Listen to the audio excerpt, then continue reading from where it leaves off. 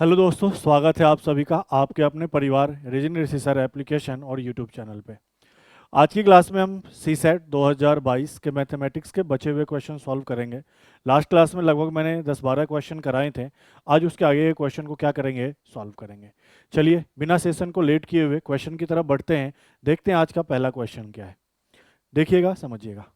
आज का जो पहला क्वेश्चन है वो पहला क्वेश्चन क्या है, ये है। पढ़ते हैं, समझते हैं, फिर सॉल्यूशन की तरफ बढ़ते हैं। क्या कह रहा है, एक्स और वाई। क्या कह रहा है, एक्स और वाई 300 मीटर लंबे वृत्तीय मार्ग में दौड़ते हुए 3 किलोमीटर की क्या करता है, दौड़ लगाता है।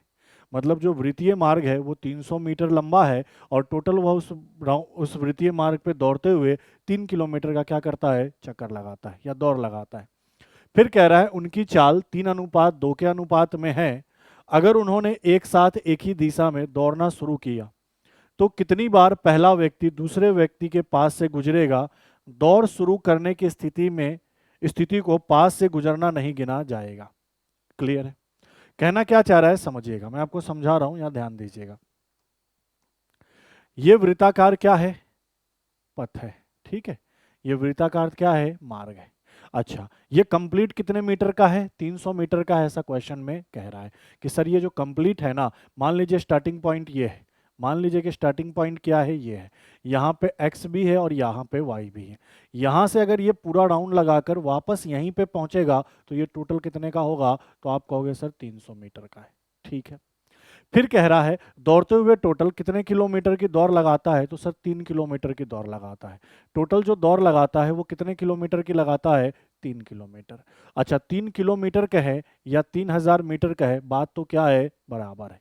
1 किलोमीटर में 1000 मीटर, तो 3 किलोमीटर में 3000 मीटर। तो सबसे पहली चीज, इस पहले लाइन से आपको इतना तो समझ में आ गया कि सर एक बार अगर ये पूरा राउंड कंप्लीट करेगा तो 300 मीटर की दूरी तय करेगा।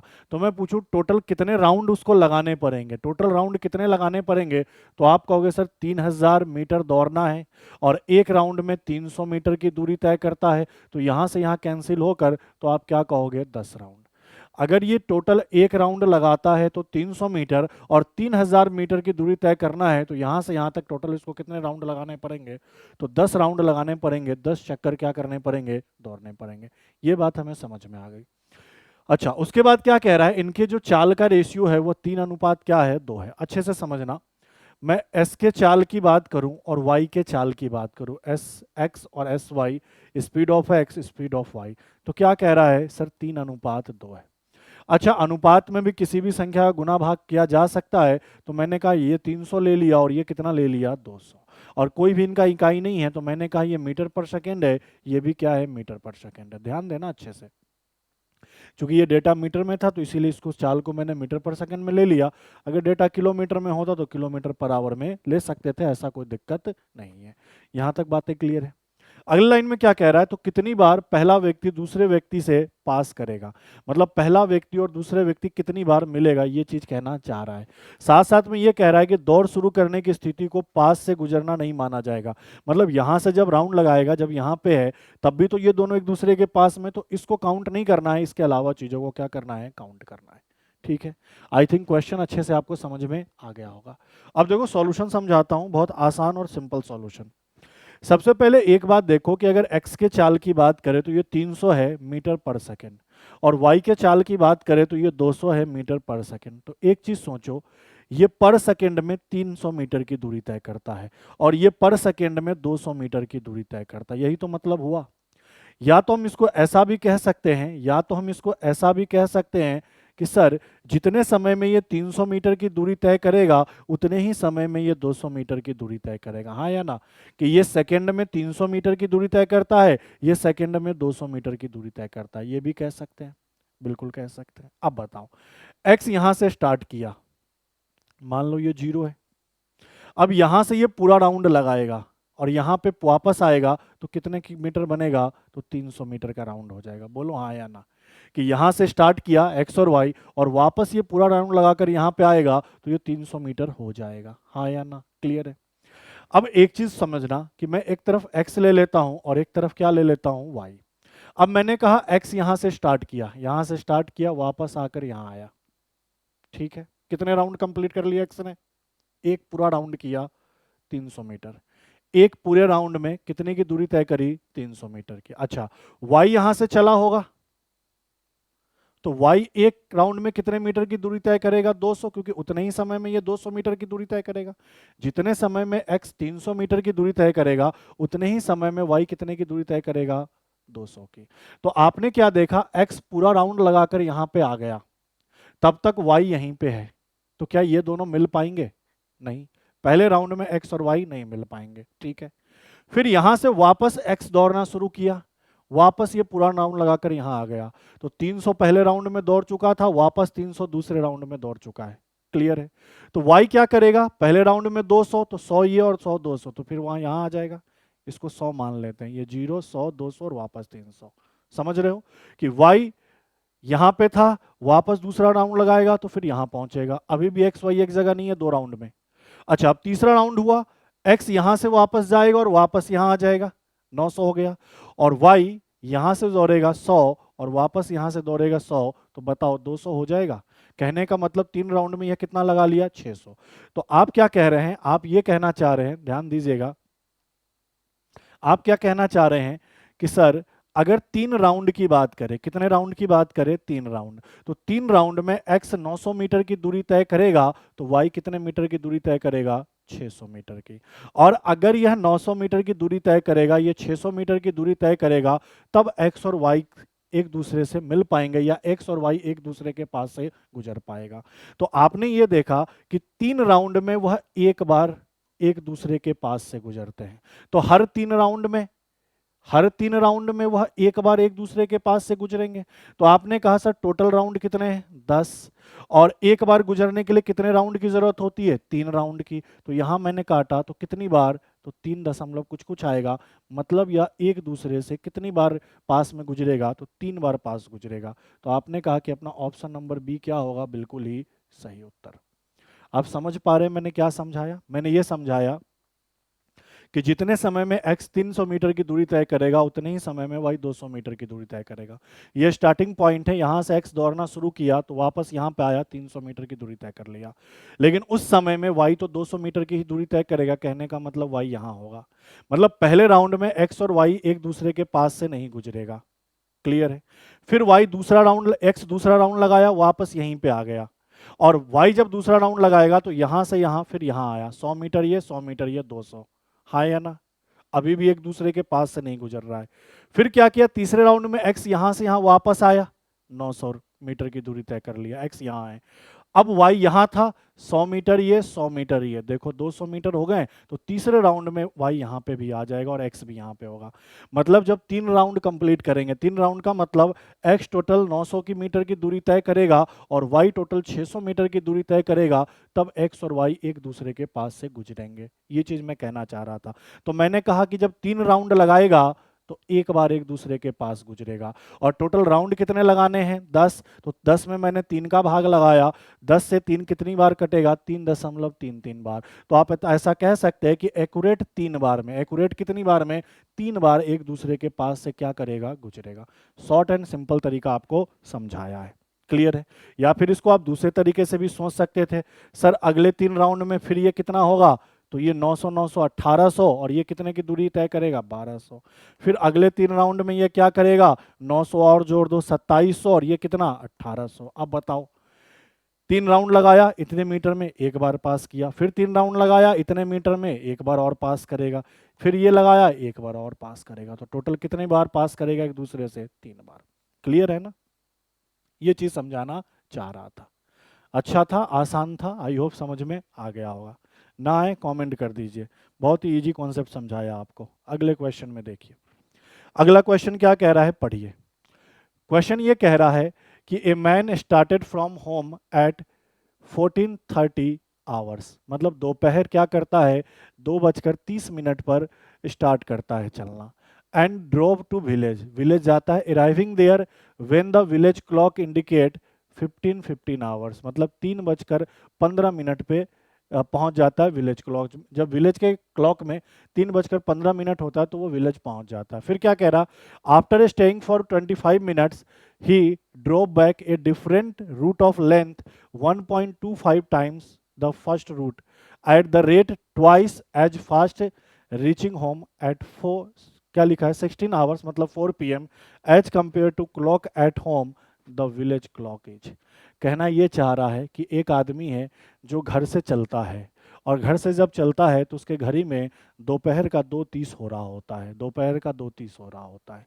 फिर वो इतना यात्रा करके गांव वाले घर पहुंचता है, और गांव वाले घर में उस टाइम पे हो रहा होता है 3:15। ठीक है, फिर वहां पे वो 15 मिनट रुकता है, आराम करता है, जो भी करता है, वहां से फिर वो चलना शुरू करता है। लेकिन पहले वार के मार्ग से नहीं चलता, पहले वाले मार्ग से 1.25 गुना लंबे मार्ग से वो चलता है, लेकिन पहले से अपनी स्पीड को भी क्या कर देता है 2 गुना। तो वापस 4 बजे शाम को वो अपने घर पहुंच जाता है। तो घर की घड़ी की तुलना में गांव की घड़ी फास्ट है, स्लो है, क्या है, कितने मिनट है, ये आपको बताना है। अब समझना कॉन्सेप्ट क्या कह रहा है। देखो ये घर वाली बात है, ये घर है, घर से मैं 2:30 PM पे दोपहर में निकल रहा हूँ। यहाँ से मैं विलेज वाले होम पे पहुँच रहा हूँ, विलेज वाले होम पे पहुँच रहा हूँ, और विलेज वाले होम पे पहुँचता हूँ तो दोपहर के 3:15 बज रहे होते हैं। घर से चला मैं 2:30 बजे, विलेज वाले होम पे पहुँचा 3:15 पे। फिर मैं क्या करता हूँ 25 मिनट, कितने मिनट 25 मिनट रेस्ट करता हूँ या रुक जाता हूँ।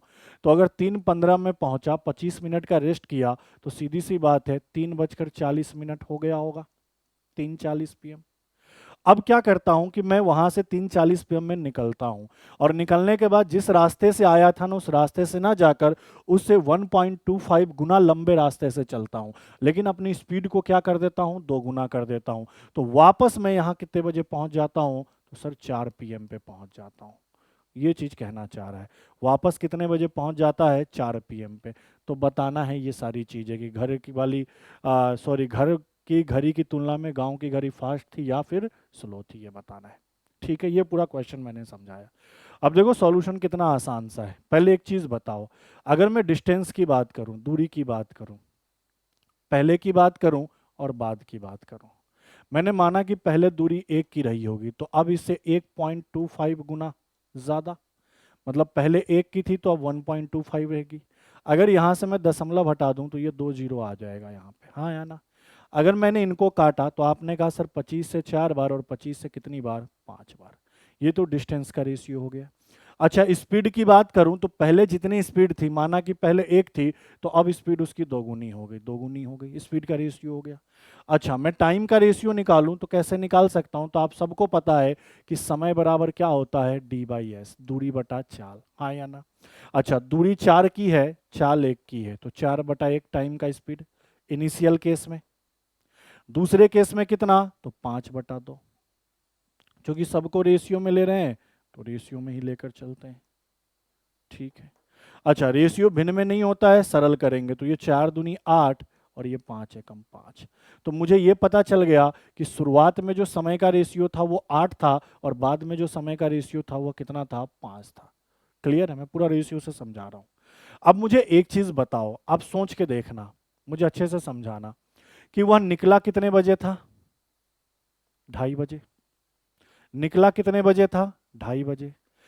जब वहां पहुंचा विलेज तो टाइम कितना हो रहा था, तो सर आप कहोगे सर 3:15 हो रहा था। तो 2:30 बजे निकला, 3:15 में पहुंचा, तो इस हिसाब से कितने मिनट हो गए 45 मिनट। बोलो हाँ या ना। यहां से यहां पहुंचने में कितने मिनट हो गए 45 मिनट। यहां से यहां पहुंचने में कितने मिनट का टाइम लगा सर 45 मिनट। बोलो हाँ या ना। फिर 25 मिनट आराम किया, मतलब 3:40 हो गए, और 3:40 में निकला और वापस 4 बजे यहां पहुंच गया, तो अब कितने मिनट लगे, तो 20 मिनट। तो मैं पूछूं कि यहां से यहां पहुंचने में और वापस यहां से यहां पहुंचने में टोटल कितना टाइम लगा, तो आप कहोगे सर 65 मिनट का टाइम लगा। नहीं, 65 मिनट का टाइम लगा। इस चाल से इस दूरी को तय किया 45 मिनट में, फिर चाल 2 गुना कर दिया, दूरी भी 1.25 गुना हो गया, तब यहाँ से यहाँ पहुँचने में 20 मिनट, मतलब टोटल 65 मिनट का टाइम लगा। और यहाँ देखा जाए तो पहले 8 का और बाद में 5 का, तो टोटल कितने का टाइम लगा 13 का। क्वेश्चन के अकॉर्डिंग आने जाने में टोटल कितना लगा 35 मिनट का, इकाई का ध्यान रखना। तो 13 से कितनी बार में 5 बार में, 13 पंचे 65, हाँ या ना। तो मैं पूछूं शुरुआत में कितना टाइम लगना चाहिए, तो आपने कहा सर 8 पंचे 40 मिनट। बाद में कितना टाइम लगना चाहिए, तो आपने कहा सर 5 में 5 का गुना 25 मिनट। मतलब समझ गए कि यहां से यहां जाने में 40 मिनट ही लगना चाहिए और यहां से यहां आने में 25 मिनट लगना चाहिए, लेकिन एक्चुअल में कितना लगा था यहां से यहां आने में 45 मिनट। इसका मतलब क्या है? इसका मतलब यह है कि यहां से तो सही टाइम पे चला था, जो गांव वाला घड़ी था ना, यहाँ 3:10 बजना चाहिए था, लेकिन ये 3:15 दिखा रहा था। मतलब क्या है कि गांव वाला जो घड़ी है वो 5 मिनट क्या है, फास्ट था। गांव वाला जो घड़ी है वो 5 मिनट क्या है, फास्ट है। तो अपना सही उत्तर क्या होगा कि सर 5 मिनट फास्ट। गांव वाला जो घड़ी है वो 5 मिनट क्या था, फास्ट। ये अपना क्या हो जाएगा, सही उत्तर। क्लियर है? होप सॉल्यूशन अच्छे से समझ में आया होगा।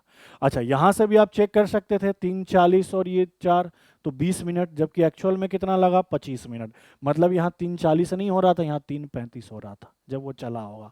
तो मतलब यहां से भी दिख रहा है कि हो रहा था 3:35, लेकिन उसने क्या देखा, 3:40। इसका मतलब क्या है, गांव वाला घड़ी 5 मिनट क्या है, फास्ट है। ये चीज कहना चाह रहा था। बढ़ते हैं अगले क्वेश्चन में। नेक्स्ट क्वेश्चन देखिए। नेक्स्ट क्वेश्चन देखिए, क्वेश्चन नंबर 14 क्या कह रहा है, समझिए। क्वेश्चन नंबर 14 कह रहा है कि क्वेश्चन ये दिया है कि what is the age of Manisha. Manisha की एज क्या होगी? उसके लिए पहला स्टेटमेंट दिया है, Manisha is 24 the year, year पहले होगा, 24 ईयर देन हर मदर। ठीक है। दूसरा स्टेटमेंट क्या है, 5 year later the age of Manisha and her mother will be in ratio 3:5। आपसे क्या कह रहा है कि आपको मनीषा की आयु फाइंड आउट करनी है, क्या होगी ये बताना है। उसके लिए पहला कथन दिया कि मनीषा अपनी माँ से 24 वर्ष छोटी है। तो आपको सोचना है, क्या सोचना है कि क्या सिर्फ पहले वाले स्टेटमेंट से मनीषा की आयु हम फाइंड आउट कर सकते हैं? तो आप कहोगे नहीं, कि मनीषा की आयु, मनीषा अपनी माँ से 24 वर्ष छोटी है। मान लो मैं कहूँ मैं अपनी माँ से 24 वर्ष छोटा हूँ, तो मुझे नहीं पता कि मैं कितने वर्ष का हूँ। हाँ, मुझे अगर अपनी माँ के बारे में पता होता कि माँ 60 वर्ष की है, 50 वर्ष की है, तब मैं कहता कि उससे 24 कम कर ले तो मेरी आयु आ जाएगी। लेकिन यहाँ क्लियर कुछ भी नहीं कह रहा है। तो क्या पहले स्टेटमेंट से, क्या पहले स्टेटमेंट से आप मनीषा की आयु पता कर पाओगे? नहीं कर पाओगे। फिर दूसरा स्टेटमेंट क्या कह रहा है, 5 वर्ष बाद मनीषा और उसकी माँ की आयु का रेशियो कितना है, 3:5 है। मैं आपसे कहूं कि आज से मैं और मेरी माँ की आयु का रेशियो, 5 साल बाद मैं और मेरी माँ के आयु का रेशियो 2:5 है। तो कैसे पता चलेगा कि मैं कितने का हूँ और माँ कितने की है? नहीं पता चल पाएगा ना। तो भैया दूसरे स्टेटमेंट से भी आंसर नहीं निकल पाएगा। अकेले पहले कथन से, पहले स्टेटमेंट से मनीषा की आयु नहीं निकल पाएगी, अकेले दूसरे स्टेटमेंट से भी मनीषा की आयु नहीं निकल पाएगी। हाँ, लेकिन दोनों स्टेटमेंट को अगर इंक्लूड कर दे, दोनों स्टेटमेंट को अगर साथ में ले ले, तब इनकी आयु निकलने की संभावना है, तब 100% इनकी आयु निकल जाएगी। कैसे? तो देखो, आपसे कह रहा है कि मनीषा की जो माँ है और जो मनीषा है, उनके बीच 24 वर्ष का डिफरेंस है। यही तो कहना चाह रहा है। मैं अपनी माँ से 24 वर्ष छोटा हूँ, मतलब मेरी माँ और मेरे बीच 24 वर्ष का डिफरेंस है। अच्छा, दूसरे स्टेटमेंट में क्या कह रहा है कि 5 ईयर लेटर, 5 साल बाद। किसकी किसकी बात कर रहा है? मनीषा की और उसकी माँ की। आयु का रेशियो कितना है? तो सर 2:5। हाँ या ना? अब बताओ, यहाँ इनके बीच रेशियो सॉरी डिफरेंस कितने का है? 24 का। और यहाँ इनके बीच डिफरेंस कितने का है? 3 का। तो 3 का वैल्यू कितना? 24। हाँ या ना? आपने कहा सर ये 3 से कितनी बार में कट जाएगा? 8 बार में। 3 से ये कितनी बार में कट जाएगा? 8 बार में। क्वेश्चन सही तो लिखा हुआ है ना? बिल्कुल सही लिखा है। 3 से कितनी बार में? 8 बार में। दोनों के बीच डिफरेंस 24 वर्ष का है और 5 साल बाद इन दोनों के बीच का क्या दिया है? रेशियो। ठीक है। तो 3 से कितनी बार? 8 बार। तो आपने कहा कि सर इस हिसाब से मनीषा कितने की होगी? तो 16 साल की। नहीं, 8 दूनी 16। और इसकी माँ की बात कर ले तो उसकी माँ कितने की होगी? 8 पंचे 40। बोलो हाँ या ना? 1 मिनट, मैंने यहाँ गड़बड़ कर दिया। रेशियो 3:5 है, मैंने 2:5 ले लिया, ये गड़बड़ हो गया। चलिए एक बार इसको सही कर लेते हैं। रेशियो मैंने गलत देख लिया था। मैं यहाँ देख रहा था 2:5, एक्चुअल में यहाँ है 3:5। मैंने क्वेश्चन को ही देख लिया था। रेशियो 3 और 5 है। इनके बीच का डिफरेंस कितना है? 2। और 2 का वैल्यू कितना दिया है? 24। देखो डिफरेंस 24 दिया है। 2 से कितनी बार? 12 बार। तो मनीषा की आयु क्या होगी? तो 12 तिया 36 वर्ष। और मनीषा की माँ की आयु क्या होगी, तो 12 पंचे 60 वर्ष। लेकिन ये 60 वर्ष जो आयु आया है और ये जो 36 वर्ष आयु आया वो 5 साल बाद का आया है। तो आज से 5 साल बाद अगर मैं 36 का हूं तो वर्तमान में कितने का, 5 साल कम, तो 5 साल कम कर दोगे तो 31 साल, और यहाँ 5 साल कम कर दोगे तो 55 साल। मतलब इन दोनों स्टेटमेंट को अगर मैं मिला दूँ, स्टेटमेंट फर्स्ट और स्टेटमेंट सेकेंड को मिला दूँ, तो मनीषा की भी प्रेजेंट आयु पता चल गई और उसकी माँ की भी प्रेजेंट आयु पता चल गई। लेकिन हमें तो मनीषा की आयु का बोल रहा था, तो मनीषा की आयु निकल के आ जाएगी 31 वर्ष। मतलब क्या होगा, मतलब ये होगा कि सर दोनों ही कथन से आंसर क्या होगा, संभव होगा। ऑप्शन इधर होगा शायद, हाँ देखो, कथन फर्स्ट कथन सेकेंड दोनों प्रश्न का उत्तर देने के लिए पर्याप्त नहीं है, ये नहीं होगा। कथन फर्स्ट कथन सेकेंड दोनों प्रश्न का उत्तर देने के लिए पर्याप्त है। ऑप्शन नंबर सी, पहले से नहीं दिया जाएगा, सिर्फ दूसरे से नहीं दिया जाएगा, दोनों को मिलाकर दिया जाएगा। तो ऑप्शन नंबर सी क्या होगा, बिल्कुल ही सही उत्तर। अच्छा, किसी को ये कन्फ्यूजन थोड़ी है कि सर ये 5 साल बाद का रेशियो है और ये तो प्रेजेंट का अंतर दिया हुआ है दोनों के बीच। तो भैया अगर आपने आयु चैप्टर पढ़ा होगा, कहीं भी पढ़ा होगा, तो आपको बताया जा गया होगा कि जो डिफरेंस होता है ना, वो पास्ट की बात करे, प्रेजेंट की बात करे या फ्यूचर की बात करे, सेम होता है हर जगह। क्लियर है, इसीलिए डायरेक्ट मैंने यहाँ 5 साल बाद भी डिफरेंस ले लिया। बढ़ते हैं अगले क्वेश्चन पे, चलिए नेक्स्ट क्वेश्चन देखिए। क्वेश्चन नंबर 15 क्या कह रहा है समझिएगा। क्वेश्चन नंबर 15 कह रहा है कि let A B and C represent distinct non zero digit. ठीक है, suppose X is the sum of all possible 3 digit number formed by A B और C without repetition. Without repetition का मतलब कि एक डिजिट जो ले लिया उसको दोबारा रिपीट नहीं करना। जैसे मान लो डिजिट 1 to 9 है, क्योंकि यहाँ आपसे कहा है ना कि नन जीरो डिजिट, और वो भी डिस्टिंक्ट का है। नन जीरो का मतलब कि भैया डिजिट में जीरो नहीं लेना है, डिजिट क्या ले सकते हैं, 1 से 9। तो जैसे मैंने 1 9 ले लिया तो 9 को दोबारा रिपीट नहीं कर सकता हूँ, एक डिजिट एक बार ही यूज कर सकता हूँ, ऐसा कह रहा है। फिर आगे कह रहा है, तो बताइए पहले में कि the 4th digit least value of x is 1332, the third digit 3 digit greatest value of x is 888। ये दोनों पॉसिबल है या नहीं है। देखो हिंदी में भी होगा, हिंदी में भी सेम चीज कह रहा है कि ए बी सी है, सुने ए, मान लीजिए एबीसी सुनेतर है और भिन्न अंकों को निरूपित करता है, मतलब जीरो नहीं होना चाहिए, और भिन्न अंक मतलब 1 2 3 4 5 6 7 8 9 होना चाहिए, कोई भी रिपीट नहीं होना चाहिए। मान लीजिए एबीसी से बिना किसी अंक को दोबारा प्रयोग किए, एबीसी में बिना किसी अंक को डबल बार रिपीट किए हुए बनी 3 अंकों की सभी संभव संख्याओं का योग क्या है, एक्स है। आपसे क्या कहना चाह रहा है कि मान लो ये एबीसी 3 अंक का डिजिट है, हाँ या ना, तो इसको बिना रिपीट किए हुए, जैसे मान लो मैंने 3 डिजिट ले लिया, 1 2 3 ले लिया, ठीक है। अब इसको बिना रिपीट किए हुए, बिना रिपीट करने का मतलब समझ रहे हो कि 1 2 3 ले लिया, तो अब ये 2 2 बार नहीं लूंगा, 3 2 बार नहीं लूंगा, या इस डिजिट को 2 बार नहीं रिपीट कर सकता हूँ 1 2 3। समझ रहे हो ना। आपसे यहाँ पे कह रहा है, मान लीजिए एबीसी से बिना किसी अंक को दोबारा प्रयोग, कोई अंक दोबारा प्रयोग नहीं कर सकते हैं। अब जैसे ये चीज नहीं ले सकते हैं हम, क्या नहीं ले सकते हैं, तो 1 3 3 नहीं ले सकते, 1 2 2 नहीं ले सकते, दोबारा रिपीट नहीं कर सकते हैं, ये चीज ध्यान रखना है। अब देखो कहना क्या चाह रहा है, मैं क्वेश्चन समझा रहा हूं, समझिएगा पहले क्वेश्चन क्या कहना चाह रहा है। आपसे कह रहा है कि एबीसी 3 अंकों का डिजिट है, सॉरी 3 अंकों की क्या है, संख्या है, बनी 3 अंकों की क्या है, संख्या है, ठीक है।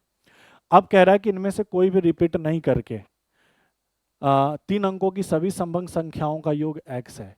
मतलब यहाँ इन तीनों को आपस में रिपीट ना करके, जैसे ये 1 2 3 होता तो मैं 2 को 2 बार नहीं लेता, 3 को 2 बार नहीं लेता, या 1 को 2 बार नहीं लेता, मैं इसको ऐसे अरेंज कर लेता। जैसे एक ए बी सी है, तो मैं ऐसा कह सकता था कि ए सी बी, रिपीट कुछ नहीं हो रहा है, बस अरेंज कर रहा हूँ।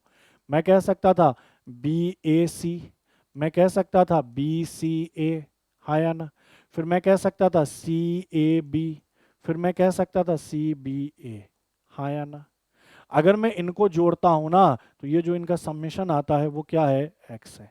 अब कह रहा है पहले में कि इसी एक्स, यह एक्स 4 अंकों की लघुत्तम मान 1332 के बराबर है, या फिर ये एक्स 3 अंकीय का महत्तम मान, महत्तम मतलब मैक्सिमम वैल्यू 888 संभव है। अब चलो एक चीज समझो, अब मैं समझाता हूं कि मुझसे कहा कि भैया शून्यतर अंक नहीं लेना है, मतलब मैं यही ले सकता हूं 1 2 3 4 5 6 7 8 9, जीरो तो नहीं ले सकता। अच्छा, पहले वाले स्टेटमेंट में कह रहा है कि कौन सा मान लेना है, लघुत्तम मान, लघुत्तम मतलब मिनिमम लेना है, कम से कम लेना है। तो बताओ कम से कम अगर मुझे संख्या बनानी है 3 अंकों की, मिनिमम 3 अंकों की संख्या बनानी है, तो इसी से तो बना सकते हैं, मिनिमम डिजिट को लेकर 1 2 3, इससे छोटा तो कोई है नहीं। तो सबसे छोटा क्या बन सकता है 3 अंकों का संख्या? तो 123। अब 123 को हम क्या क्या कर सकते हैं? तो 123 को हम ये भी लिख सकते हैं 132 अरेंज करके। अच्छा, यहाँ हम ये भी तो लिख सकते थे 231। सर ये 213 भी हो सकता है, हाँ या ना? फिर मैं यहाँ ये भी तो लिख सकता हूँ 321, और यहाँ ये भी तो लिख सकता हूँ 312। मतलब ये 3 अंकों की जो संख्या है, इसको टोटल हम 6 तरीके से अरेंज कर सकते हैं, और इनको जोड़ने पर ही किसका वैल्यू आएगा? x का। और अगर x का वैल्यू ये आ गया 1332, तो पहला स्टेटमेंट क्या होगा? सही। जोड़ ले, 3 2 5 और 1 6, 6 3 9, 9 1 10, 10 2 12 का 2 कैरी 1, 2 1 3, 3 3 6, 3 9, 3 12 और 1 13 का 3 वापस कैरी 1, 1 2 4, 2 6, 6 3 9, 9 3 12 और 1 13। बताओ आ गया? कि सबसे छोटा 3 अंकों का संख्या लिया और उनको इस तरीके से अरेंज किया कि जितनी भी इनकी पॉसिबल वैल्यू बन सकती पॉसिबल ले लिया, और इनको जब मैंने जोड़ा तो मिनिमम 1332 आ गया। तो जी सर बिल्कुल 1332 आ गया। मतलब पहला स्टेटमेंट मेरा क्या है? सही है। ये पहले स्टेटमेंट की बात हो रही थी। अच्छा, दूसरा स्टेटमेंट क्या कह रहा है? दूसरा स्टेटमेंट कह रहा है x 3 अंकीय महत्तम मान, महत्तम मतलब मैक्सिमम। तो मैक्सिमम हम किससे बना सकते हैं? इससे ही तो बना सकते हैं। क्या बना सकते हैं? 9 8 7, सबसे मैक्सिमम यही तो होगा। अगर इन तीनों से मैक्सिमम डिजिट यही है, सबसे बड़ा डिजिट यही है, तो इनसे सबसे बड़ी संख्या क्या बना सकते हैं 3 अंकों की? तो 987। यहाँ मैंने छोटा क्यों बनाया? क्योंकि यहाँ लघुत्तम की बात कर रहा था, तो यहाँ 123 हुआ था। क्लियर है या नहीं क्लियर है? इसकी सारी संभावनाएं निकाल के जोड़ दिया, जोड़ने पर इसके बराबर आ गया, तो सही है। अच्छा, अब इसकी सारी संभावनाएं कह रहा है कि जितने भी यहाँ डिजिट 3 अंकों की जितनी भी संख्याएं बन सकती है, उन सबको जोड़ें तो हमारे पास कितना आना चाहिए? 888। लेकिन एक बार सोच के देखो, जब मैंने सिर्फ 987 लिखा है तब ही ये 888 से ज़्यादा है। अगर मैं इसको और अरेंज कर दूं, जैसे 7 8 लिख दूं, और अरेंज कर दूं 8 9 7 लिख दूं, नहीं 8 7 9 लिख दूं, फिर किससे हो जाएगा? फिर 7 से स्टार्ट करके 2 हो जाएगा। इन सबको भी अगर मैं जोड़ूंगा ना, 2 और पॉसिबिलिटी बनेंगे, टोटल इन 6 पॉसिबिलिटी को जोड़ूंगा तो 888 से तो ज़्यादा आएगा। बोलो हाँ या ना? 888 से ज़्यादा आएगा। दूसरी चीज़, सिर्फ इन दोनों को ही जोड़ लिया तो ये 4 अंकों में चला जाएगा, जबकि कितने अंकों का कह रहा था? 3 अंकों का। तो क्या संभव है कि मैक्सिमम वैल्यू लेकर, 3 अंकों की सबसे बड़ी संख्या लेकर, उनके सारे कॉम्बिनेशन को बनाकर जब जोड़ें तो 3 अंकीय संख्या आए और उनका मान 888 आए मैक्सिमम? नहीं हो सकता, क्योंकि जब ये अकेले ही 987 है तो सारा कॉम्बिनेशन जोड़ूंगा तो 987 से ज़्यादा आएगा। तो भैया ये वाला भी ऑप्शन क्या होगा? गलत। तो सही ऑप्शन क्या होगा? सिर्फ ओनली वन, पहला ही क्या है? सही है। चीज़ें आप समझ गए ना? ये चीज़ कहना चाह रहा था। और ये कन्फ्यूज़न नहीं होना चाहिए सर 123 ही क्यों लिया, क्योंकि मिनिमम बनाना था, मिनिमम 123 से वहाँ कोई रिपीट नहीं करना था, तो मैं 133 111 122 भी नहीं कर सकता हूँ। देखो लिखा होगा यहाँ कहीं ना कहीं कि मान लीजिए भी सी बिना किसी अंक को दोबारा प्रयोग किए, किसी अंक को दोबारा प्रयोग नहीं करना है। यहाँ यही, यहाँ यही, यहाँ यही, यहाँ यही, यहाँ ये चीज़ क्लियर है? बढ़े अगले क्वेश्चन में। नेक्स्ट देखिए आगे क्या कह रहा है। नेक्स्ट क्वेश्चन, क्वेश्चन नंबर 16 कह रहा है कि एक संख्या आधारित ताला है। अच्छा, एक संख्या आधारित ताला है, लॉक है, जिसके लिए 3 अंक की वैयक्तिक, क्या लिखा है? वैयक्तिक अभिज्ञान संख्या, शायद ऐसा समझो 3 अंकों का एक पिन है, ठीक है। पिन में 1 से 7 तक अंक है। टोटल 1 से कहाँ तक अंक लेने हैं? 7 तक। मतलब 1 2 3 4 5 6 7, यही अंक ले सकते हो। और जो संख्या आधारित ताला है उसमें टोटल कितने अंक होना चाहिए? 3 अंकों का होना चाहिए। कितने अंकों का? 3 अंकों का। 3 अंकों का ही पिन सेट करना है और उसके लिए अंक 1 से 7 तक दे। कह रहा है कोई अंक दोबारा नहीं आता है, एक ही अंक को डबल बार नहीं लेना है, ठीक है। जैसे मान लो यहाँ 7 ले लिया तो यहाँ वापस 7 नहीं ले सकते, या 6 लोगे 5 लोगे, इस तरीके से। क्लियर है ना? एक ही अंक को दोबारा रिपीट नहीं करना है, ये चीज़ ध्यान रखना है। अच्छा, बनाना तो 3 अंकों का ही है, ये भी चीज़ है। अब आगे क्या कह रहा है? पिन के अंक बाएं से दाहिने तरफ घटते हुए आते हैं, लेफ्ट टू राइट। आपको पता है इस साइड को लेफ्ट कहते हैं, रीजनिंग में पढ़ा, और इस साइड को राइट कहते हैं। तो यहाँ से यहाँ डिक्रीजिंग ऑर्डर में आना चाहिए, घटते हुए क्रम में। ये सारी चीज़ें समझिए। जैसे अगर यहाँ 7 ले लिया ना, तो यहाँ 6 होगा, यहाँ 5 होगा, इस तरीके से। अगर यहाँ 7 ले लिया, यहाँ 4 ले लिया, तो यहाँ 4 से छोटा ही लेना पड़ेगा, ऐसे डिक्रीजिंग ऑर्डर में। मान लो 6 ले लिया, 3 ले लिया, तो यहाँ 2 लेना पड़ेगा, 1 लेना पड़ेगा, ऐसे डिक्रीजिंग ऑर्डर में, लेफ्ट टू राइट घटते हुए क्रम में। इन चीज़ों का भी आपको क्या करना है, ध्यान देना है कि लेफ्ट टू राइट घटते हुए क्रम में लेना है। फिर क्या कह रहा है, पिन के किन्हीं दो अंकों के बीच कम से कम 2 का अंतर होना चाहिए। मिनिमम कितने का अंतर होना चाहिए, 2 का। कहा ना कि कम से कम 2 का, इसका मतलब मिनिमम 2 होना चाहिए। 2 से ज्यादा कितना भी अंतर हो सकता है, 3 अंतर है तब भी चलेगा, 4 अंतर है तब भी चलेगा, लेकिन मिनिमम क्या होना चाहिए, 2। 2 से कम नहीं होना चाहिए। तो अधिकतर कितने प्रयासों में पिन का निश्चित पता लगाया जा सकता है, कितने ऐसे प्रयास करें कि एग्जैक्ट पिन का पता किया जाए। चलो देखते हैं। इतना तो समझ गए कि भैया इनके बीच 2 का डिफरेंस, इनके बीच 2 का डिफरेंस, इनके बीच का 2 का डिफरेंस, मिनिमम 2 का डिफरेंस होना चाहिए। 2 से ज्यादा है तब भी चलेगा, ठीक है। अब पिन सेट करते हैं, नंबर तो यही लेना है। अच्छा, left to right decreasing order में लेना है, तो हम यहां से शुरू करते हैं। जैसे 7 से सबसे बड़ा हो गया 7। अच्छा, 7 के बाद मैं 6 ले सकता हूं, नहीं, क्योंकि 7 और 6 का अंतर 1 है, जबकि हमसे क्वेश्चन में कहा है कि कम से कम कितने का डिफरेंस होना चाहिए, 2 का। तो 7 के बाद मैं 5 ले सकता हूं, तो दूसरा अंक मैंने 5 ले लिया। पहला पिन बनाया मैंने, 7 लिया, तो 7 के बाद मुझे क्या लेना पड़ेगा, 5। अच्छा, 5 के बाद मैं 4 ले सकता हूं, नहीं, क्योंकि कम से कम 2 का डिफरेंस चाहिए, तो 3 लूंगा। तो पहला पिन 753 हो सकता है। अच्छा, दूसरा पिन क्या है, फिर 7 से शुरू किया, 7 के बाद मैंने 5 ले लिया, चलो 2 का डिफरेंस। अच्छा, 5 के बाद 3 ना लेकर मैं 2 भी तो ले सकता हूँ, क्योंकि 5 और 2 का अंतर 3 है, जो कि 2 से ज्यादा होता है, तो मैं यहाँ 2 ले सकता हूँ। एक पिन ये हो गया। अच्छा, अगला पिन देखें, 7 ले लिया, 5 ले लिया, 7 5, 5 के बाद मैं 1 भी तो ले सकता हूँ, सर बिल्कुल ले सकता हूँ। और देखो डिक्रीजिंग ऑर्डर में, लेफ्ट टू राइट घटते हुए क्रम में, सबसे बड़ा, उससे बड़ा, उससे बड़ा, सबसे बड़ा, उससे बड़ा, उससे बड़ा, ये चीज हो गया। तो 7 का कॉम्बिनेशन एक ये हो गया, हाँ या ना। अच्छा, अब एक चीज और देखो कि 7 ले लिया, 7 के बाद मैं 5 ना लेके 4 भी तो ले सकता हूँ, बिल्कुल ले सकता हूँ। 6 तो नहीं ले सकता, क्योंकि 1 का अंतर है। 7 और 5 2 का अंतर है, ले सकते हैं। 7 और 4 3 का अंतर है, ये भी ले सकते हैं, ठीक है। अब 4 ले लिया तो क्या 3 लेंगे, नहीं, क्योंकि 1 का अंतर है, 2 ले सकते हैं। क्लियर है। आगे यहाँ देखते हैं, 7 ले लिया, 4 ले लिया, 7 के बाद 4 ले लिया, 2 ले सकते थे क्योंकि 2 का अंतर है। 4 के बाद 1 भी तो ले सकते थे, क्योंकि इन दोनों का अंतर 3 होता है, जो कि 2 से अधिक है। तो एक ये कॉम्बिनेशन बन गया। क्लियर है, ठीक है। अगला, वापस मैंने 7 ले लिया। अच्छा, 7 के बाद मैं 3 ले सकता हूँ, बिल्कुल ले सकता हूँ, क्योंकि 7 और 3 में 4 का अंतर है, 2 से तो ज्यादा ही है ना, या तो 2 या तो 2 से ज्यादा। अच्छा, 3 के बाद मैं 2 नहीं ले सकता, मैं 1 लूंगा, इन दोनों के बीच का डिफरेंस कितना है, 2। तो ये, तो 7 से तो ये 6 पॉसिबिलिटी बन गई कि ये 6 तरीके के पिन हो सकते हैं। आगे बढ़ते हैं, 7 के बाद 6 का नंबर आया, 6 के बाद मैं 5 नहीं ले सकता, मैं क्या लूंगा, 4। अच्छा, 4 के बाद मैं 3 नहीं ले सकता, मैं क्या लूंगा, 2।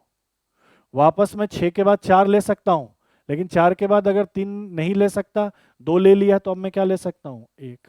बोलो हाँ या ना। 6 की पॉसिबिलिटी खत्म। अब चलो 5 का चेक करते हैं। 5 लिया, तो 5 के बाद मुझे क्या लेना पड़ेगा, 3। और 3 के बाद मुझे क्या लेना पड़ेगा, 1। बोलो हाँ या ना, क्योंकि 5 और 3 के बीच 2 का डिफरेंस, 3 और 1 के बीच 2 का डिफरेंस। क्लियर है।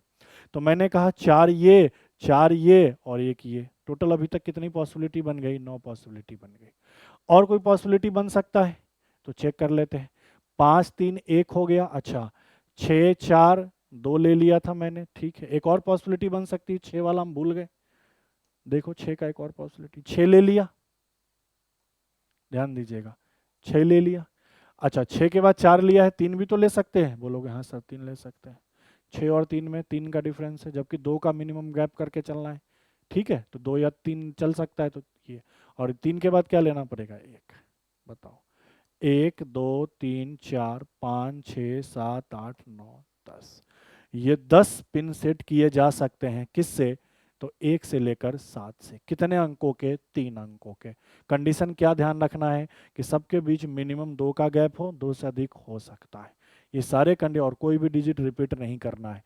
देखो यहाँ कोई भी डिजिट रिपीट नहीं है, यहाँ भी कोई रिपीट नहीं है, कोई रिपीट नहीं है। तो टोटल कितनी पॉसिबिलिटी बनेंगी, 10। ऑप्शन नंबर क्या होगा, सी। 10 पॉसिबिलिटी क्या है, संभव है। बढ़े आगे, चलिए। पीछे वाले में भी वही चीज कहना चाह रहा था, यहाँ पे भी कितनी, सॉरी से पीछे पॉसिबिलिटी क्या बनेगी। चलिए आगे बढ़ते हैं, नेक्स्ट क्वेश्चन देखिए, क्वेश्चन नंबर 17 क्या कह रहा है, पढ़िए। इससे पहले तो हमने कर लिया ना, हाँ ठीक है, चलिए आगे बढ़ते हैं। क्या कह रहा है, किसी वृत्त पर एक समान दूरी वाले 8 बिंदु हैं।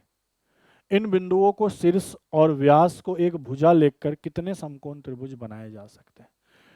देखो आपसे क्या कह रहा है कि एक वृत्त है और टोटल कितने पॉइंट है, 8 पॉइंट है, 2 3 4 5 6 7 8, समान समान दूरी पे ये आपको दिख रहा है, टोटल 8 पॉइंट है।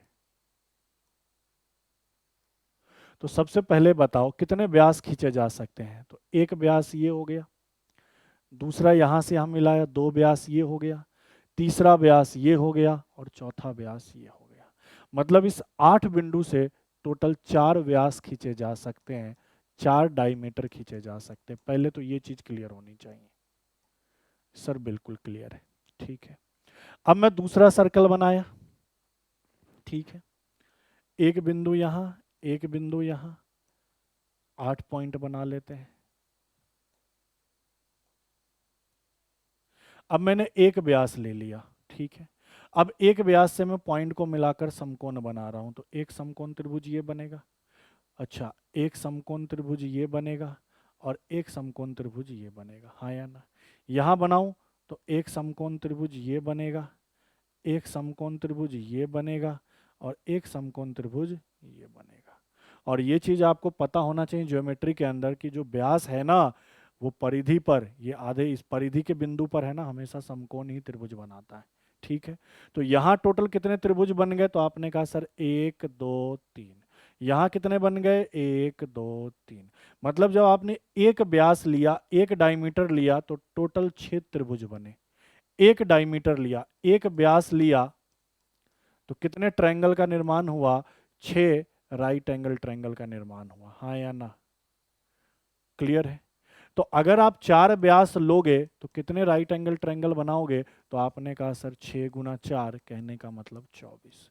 24 समकोण त्रिभुज आप क्या कर सकते हो, बना सकते हो। एक व्यास से 6 और टोटल 8 बिंदु से 4 व्यास बनेंगे, तो एक व्यास से 6 त्रिभुज, तो 4 व्यास से 6 चौका 24 त्रिभुज।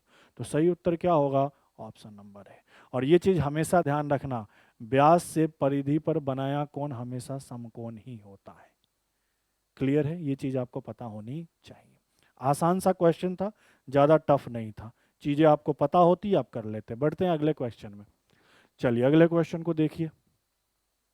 अगला क्वेश्चन क्या कह रहा है, जब एक संख्या x का 70% अन्य संख्या y में जोड़ा जाता है तो उसका योग y के मान का 165% होता है। कहना क्या चाह रहा है कि x का अगर मैं 70% निकालूं और y में जोड़ूं तो यह किसके बराबर होता है, तो y का 165%। ये स्टेटमेंट दिया है पहला।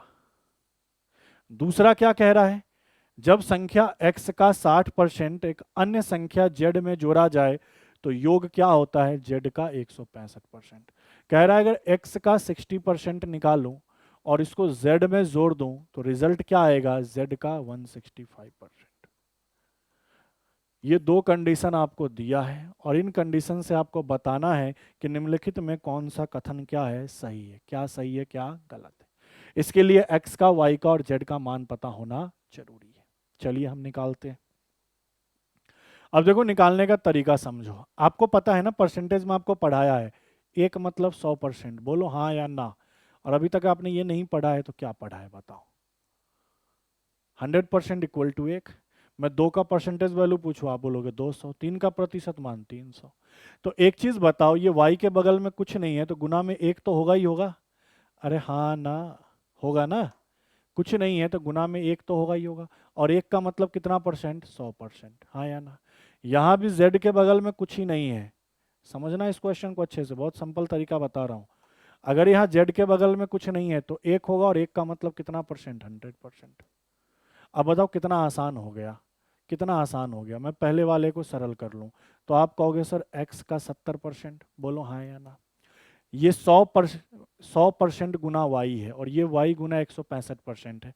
प्लस का इधर माइनस का हो जाएगा तो आप कहोगे 165 में से 100 घटेगा तो क्या आएगा, 65%। और किसका, y का। सेम अगर मैं इसको सरल करूंगा तो x का 60%, बोलो हाँ या ना, बराबर ये 100% इंटू जेड है, इधर जाएगा तो माइनस का हो जाएगा, तो z गुना 165 माइनस जेड गुना 100, घटाओगे तो क्या आएगा, z का 65%। बोलो हाँ या ना। अब क्या करना है, सरल कर देना, परसेंट से परसेंट गया, 5 से 14 बार और 5 से 13 बार, 5 से ये 12 बार और 5 से ये 13 बार, परसेंट से परसेंट गया। आपको मैंने रेशियो में पढ़ाया था, नहीं तो यूट्यूब पे इसका भी वीडियो पड़ा है। इस तरीके से अगर वैल्यू बराबर होता है तो एक्स का मान 3 और वाई का मान क्या होता है, 2। क्लियर है, ये चीज़ मैंने आपको समझा रखा है। अब यहाँ से एक्स वाई जेड का मान निकाल लेते हैं, किसका किसका मान, एक्स का, वाई का और जेड का। तो मुझे एक चीज़ बताओ, x का मान क्या है, तो आप कहोगे सर बराबर में 13 है तो 13 है, और y का मान क्या है, तो सर बराबर में 14 है तो 14 है। तो x का मान 13 और y का मान कितना, 14। यहाँ देखा जाए तो यहाँ भी x का मान कितना है, 13, दोनों जगह 13 है तो x का मान 13 हो गया, और z का मान क्या है, 12, तो 12। बोलो हाँ या नहीं, तीनों का मान आपको पता चल गया कि x का, y का और z का। अब बताओ सबसे बड़ा क्या है, y 14, उससे बड़ा क्या है x, और उससे छोटा क्या है z, सॉरी सबसे बड़ा y, y से छोटा क्या x, x से छोटा क्या z। तो ये यही तो बनेगा, नहीं, 14 ग्रेटर देन 13 ग्रेटर देन 12। तो 14 किसका मान, y का, 13 किसका मान, x का, और z का मान क्या, 12। तो y greater than x greater than z, कौन सा, ऑप्शन नंबर ए, y बड़ा x से, x बड़ा z से, y बड़ा x से, x बड़ा z से। तो सही ऑप्शन क्या होगा, पहला। क्लियर है। अब ये चीज़ डायरेक्ट क्वेश्चन में भी ये चीज़ अगर पता होता आपको तो ये चीज़ डायरेक्ट कर सकते थे। तो आंसर क्या होगा, ऑप्शन नंबर है, देख लीजिए एक बार, अच्छा क्वेश्चन था। बढ़ते हैं अगले क्वेश्चन में, नेक्स्ट क्वेश्चन देखिए, क्वेश्चन नंबर 19 वैलिड वोट पे क्वेश्चन है, आसान सा क्वेश्चन है। क्वेश्चन क्या कह रहा है, दो उम्मीदवार एक्स और वाई ने एक निर्वाचन में भाग लिया, 80% लोगों ने मतदान किया और कोई मत अवैध नहीं हुआ। मतलब जितने भी वोट थे ना उसमें से 80% लोग ही मतदान किए, कोई वोट अवैध नहीं है और ना ही कोई नोटा है, कि ऐसा है कि कोई किसी ने वोट का प्रयोग नोटा डाल दिया कि भैया मुझे कोई पसंद नहीं, ऐसा भी कोई ऑप्शन नहीं है। फिर क्या कह रहा है, मतदान में पड़े कुल मत का 56% किसको मिला, एक्स को, और वह 1440 मतों से जीत गया। सीधी सी बात है, अगर मैं 1440 वोट से जीत गया मतलब मेरे और सामने वाले के बीच में 1440 वोट का अंतर है, ये चीज़ आपको पता होगा। आगे क्या कह रहा है, मतदाताओं की कुल संख्या क्या थी, तो मान लो, चलो मान लो टोटल कितना था, 100 था, टोटल मतदाता 100 थे, जिसमें से 80% वोट डाला, कितना परसेंट वोट डाला, 80% लोगों ने मत किया, तो 100 का 80% 80 होता है। तो कास्ट वोट कितना है, वोट कास्ट कितना है, कितने वोट डाले गए, तो 80। अच्छा, हार और जीत का फैसला हमेशा किस में से होता है, जितने वोट डले उसमें से, कितने हैं उसमें से नहीं, जितने वोट डले हैं उसमें से। कह रहा जीतने वाले को कितना परसेंट मिला, 56%, कितना परसेंट, 56%। देखो यही कह रहा, मतदाता में पड़े कुल मतों का 56%, तो कुल मत कितना पड़ा है, 80, 80 का 56% किसको मिला, एक्स को, ठीक है। अच्छा, इसका 56% एक्स को मिला तो इसका 44% किसको मिलेगा, वाई को, या जो दूसरा है, एक्स को अगर ये मिला तो वाई को ये मिलेगा, दो ही प्रत्याशी, हाँ या ना, कि जितने वोट डले हैं उसका 56% एक्स को मिला, तो जितने डले उसका 54% वाई को। तो बताओ हार और जीत का अंतर परसेंटेज में कितना है, 12 का। लेकिन ये 12 का किसका, 80 का 12%, हाँ या ना, कि 80 का 56% एक्स को, 80 का 44% वाई को। तो हार और जीत का अंतर 12% है, तो 80 का 12%। और हार और जीत का डेटा कितना दिया था, 1440 क्वेश्चन में। सरल कर लो, बहुत आसान है, देखो करके बताऊं। सबसे पहले तो इस परसेंटेज को भूल जाओ, भूलने का मतलब ये 12% था तो 12/100 लिख दो, ये 0 0 कट गया। अब देखो 12 से इसको काट दो, तो आपने कहा सर 12 बार और एक 0।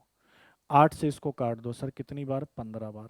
तो एक का वैल्यू क्या आया, 10 से इधर गुना में हो जाएगा 150। मतलब रेशियो का जो मान है वो क्या है, 150 है। प्रत्येक मान किसके बराबर, 150 के बराबर। हमसे पूछा मतदाता सूची में मतदाताओं की कुल संख्या, तो मतदाताओं की कुल संख्या तो 100 थी, और प्रत्येक का मान कितना, 150, तो 100 का मान कितना, 15,000। तो आपने कहा कि टोटल जो वोट थे वो 15,000 थे। आपसे अगर ये पूछता ना कितने वोट डाले गए, तो आप क्या कहते, 100 सॉरी 80 गुना 150, 80 गुना 150, 15 8 120, और 3 जीरो बैठ जाता तो मतलब 12,000। क्लियर है? अच्छा मैंने एक जीरो ज़्यादा लगा दिया क्या? ये 15,000 है ना, एक जीरो ज़्यादा लगा दिया मैंने। 15 और 3 जीरो 15,000। टोटल जो वोट थे वो 15,000 थे। 15,000 का 80% 12,000 होता। 12,000 वोट डले, उसमें से 56% इसको मिला, 44% इसको मिला, घटाते तो 1440 आता। पूरा पोस्टमार्टम हो गया। ठीक है, बढ़े अगले क्वेश्चन में। चलिए नेक्स्ट क्वेश्चन देखिए। अगला क्वेश्चन कह रहा है, क्वेश्चन नंबर 20 आपसे ये कहना चाह रहा है कि 100 से बड़ी वह लघुत्तम संख्या, लघुत्तम मतलब मिनिमम, कौन सी है जिसे 6, 9, 12, 15, 18 में से किसी एक से भी विभाजित करें तो रिमाइंडर कितना बचे? 3 बचे। अच्छा 1000 से अधिक कह रहा था, 1000 से बड़ी कह रहा था, मैंने 100 पढ़ दिया तो गलत पढ़ा है, 1000 कह रहा है। 1000 से बड़ी वह लघुत्तम संख्या कौन सी है जो इन सब में से काटने पर हर केस में कितना शेषफल दे? 3 दे। तो एक चीज बताओ, शेषफल 3 देने का मतलब यहाँ 3 एक्स्ट्रा होगा, मतलब 1060 प्लस 3 होगा। ये क्या होगा? 1070 प्लस 3 होगा, हाँ या ना? ये क्या होगा? 1080 प्लस 3 होगा। और ये क्या होगा? तो 1180 प्लस 3 होगा। बोलो हाँ ना? यस सर हाँ। अब करना क्या है, देखो एक चीज का ध्यान देना कि मुझे इन प्रत्येक से काटना है। अच्छा मैं इस प्रत्येक से काट लूँ या इसके एलसीएम से काट लूँ? मैं ये कहना चाह रहा हूँ कि यहाँ पे एक ऐसी संख्या लानी है जिसमें इन सब का भाग लग जाए या फिर इनके एलसीएम का भाग लग जाए। अगर इनके एलसीएम का भाग लग गया तो इन सब का भी भाग लगना फिक्स है। ये चीज़ ध्यान रखना कि बहुत सारी संख्याओं से एक संख्या को काटने का है कि मेरे पास एक संख्या है 12, मैं कहूँ 2 से भी कट जाए, 3 से भी कट जाए, 4 से भी कट जाए, सबसे कट जाए ये संख्या, तो मैं क्या कहूँगा कि अगर ये सबसे कटेगी ना तो इनके एलसीएम से भी कटेगी, लेसेस से भी कटेगी। तो कॉन्सेप्ट ये है कि इनका एलसीएम ले लेना है। किसका? तो 6 का, 9 का, 12 का, 15 का और 18 का। और इसका जब एलसीएम लोगे तो कितना आएगा? 180। अब एलसीएम सीखना पड़ेगा। देखो एक तो एलसीएम का तरीका क्या होता है कि 6, 9, 12, 15, 18 लिखा और ये लाइन काटा, ये लाइन काटा और फिर कैलकुलेशन किया। दूसरा तरीका क्या होता है कि आपको पता होना चाहिए, कॉमन कॉमन हटा दो। जैसे 6 है, 6 के पहाड़े में 12 आ जाएगा तो 6 को काट दो। 9 है, 9 के पहाड़े में 18 आ जाएगा तो 9 को काट दो। 12, 15, 18 का जो एलसीएम होगा वही इन पांचों का होगा। तो 12, 15, 18 का एलसीएम 180 होगा, क्योंकि सबसे बड़ा 18 है। तो 18 के पहाड़े में ऐसा वैल्यू जो इन सब से कट जाए, तो 18 के पहाड़े में 180 ऐसा वैल्यू है जो 12 से भी कट जाएगा और 15 से भी कट जाएगा। इस तरीके से सीखना पड़ता है, प्रैक्टिस की बात है, लॉजिक की बात है। फिलहाल इनका एलसीएम निकालोगे तो कितना आएगा? 180। अब सीधा सीधा 180 से देख लो, 180 का मतलब 18 का पहाड़ा पढ़ना है। पहला मैं तरीका समझा रहा हूँ, एलसीएम निकालने के बाद डायरेक्ट ऑप्शन से काम चला सकते थे। 180 का मतलब 18 का पहाड़ा पढ़ना है, तो बताओ 18 के पहाड़े में 106 आता है क्या? नहीं, तो ये ऑप्शन संभव नहीं है। 18 के पहाड़ा में 107 आता है क्या? देखो ये 107 की बात करें, 0 0 तो हटा के चल रहे हैं, आता है क्या? नहीं, नहीं आता है। क्या 18 के पहाड़ा में 118 आता है क्या? नहीं, नहीं आता है। लेकिन 18 के पहाड़ा में 108 आता है, 18 छक 108, 18 छक 108 और एक जीरो है तो एक जीरो, मतलब 180 से 1080 कट जाएगा। अच्छा कट जाएगा तो रिमाइंडर 3 ही तो बचेगा, तो वह संख्या क्या होगी? 1083। सीधा सीधा इस तरीके से भी आंसर दे सकते थे।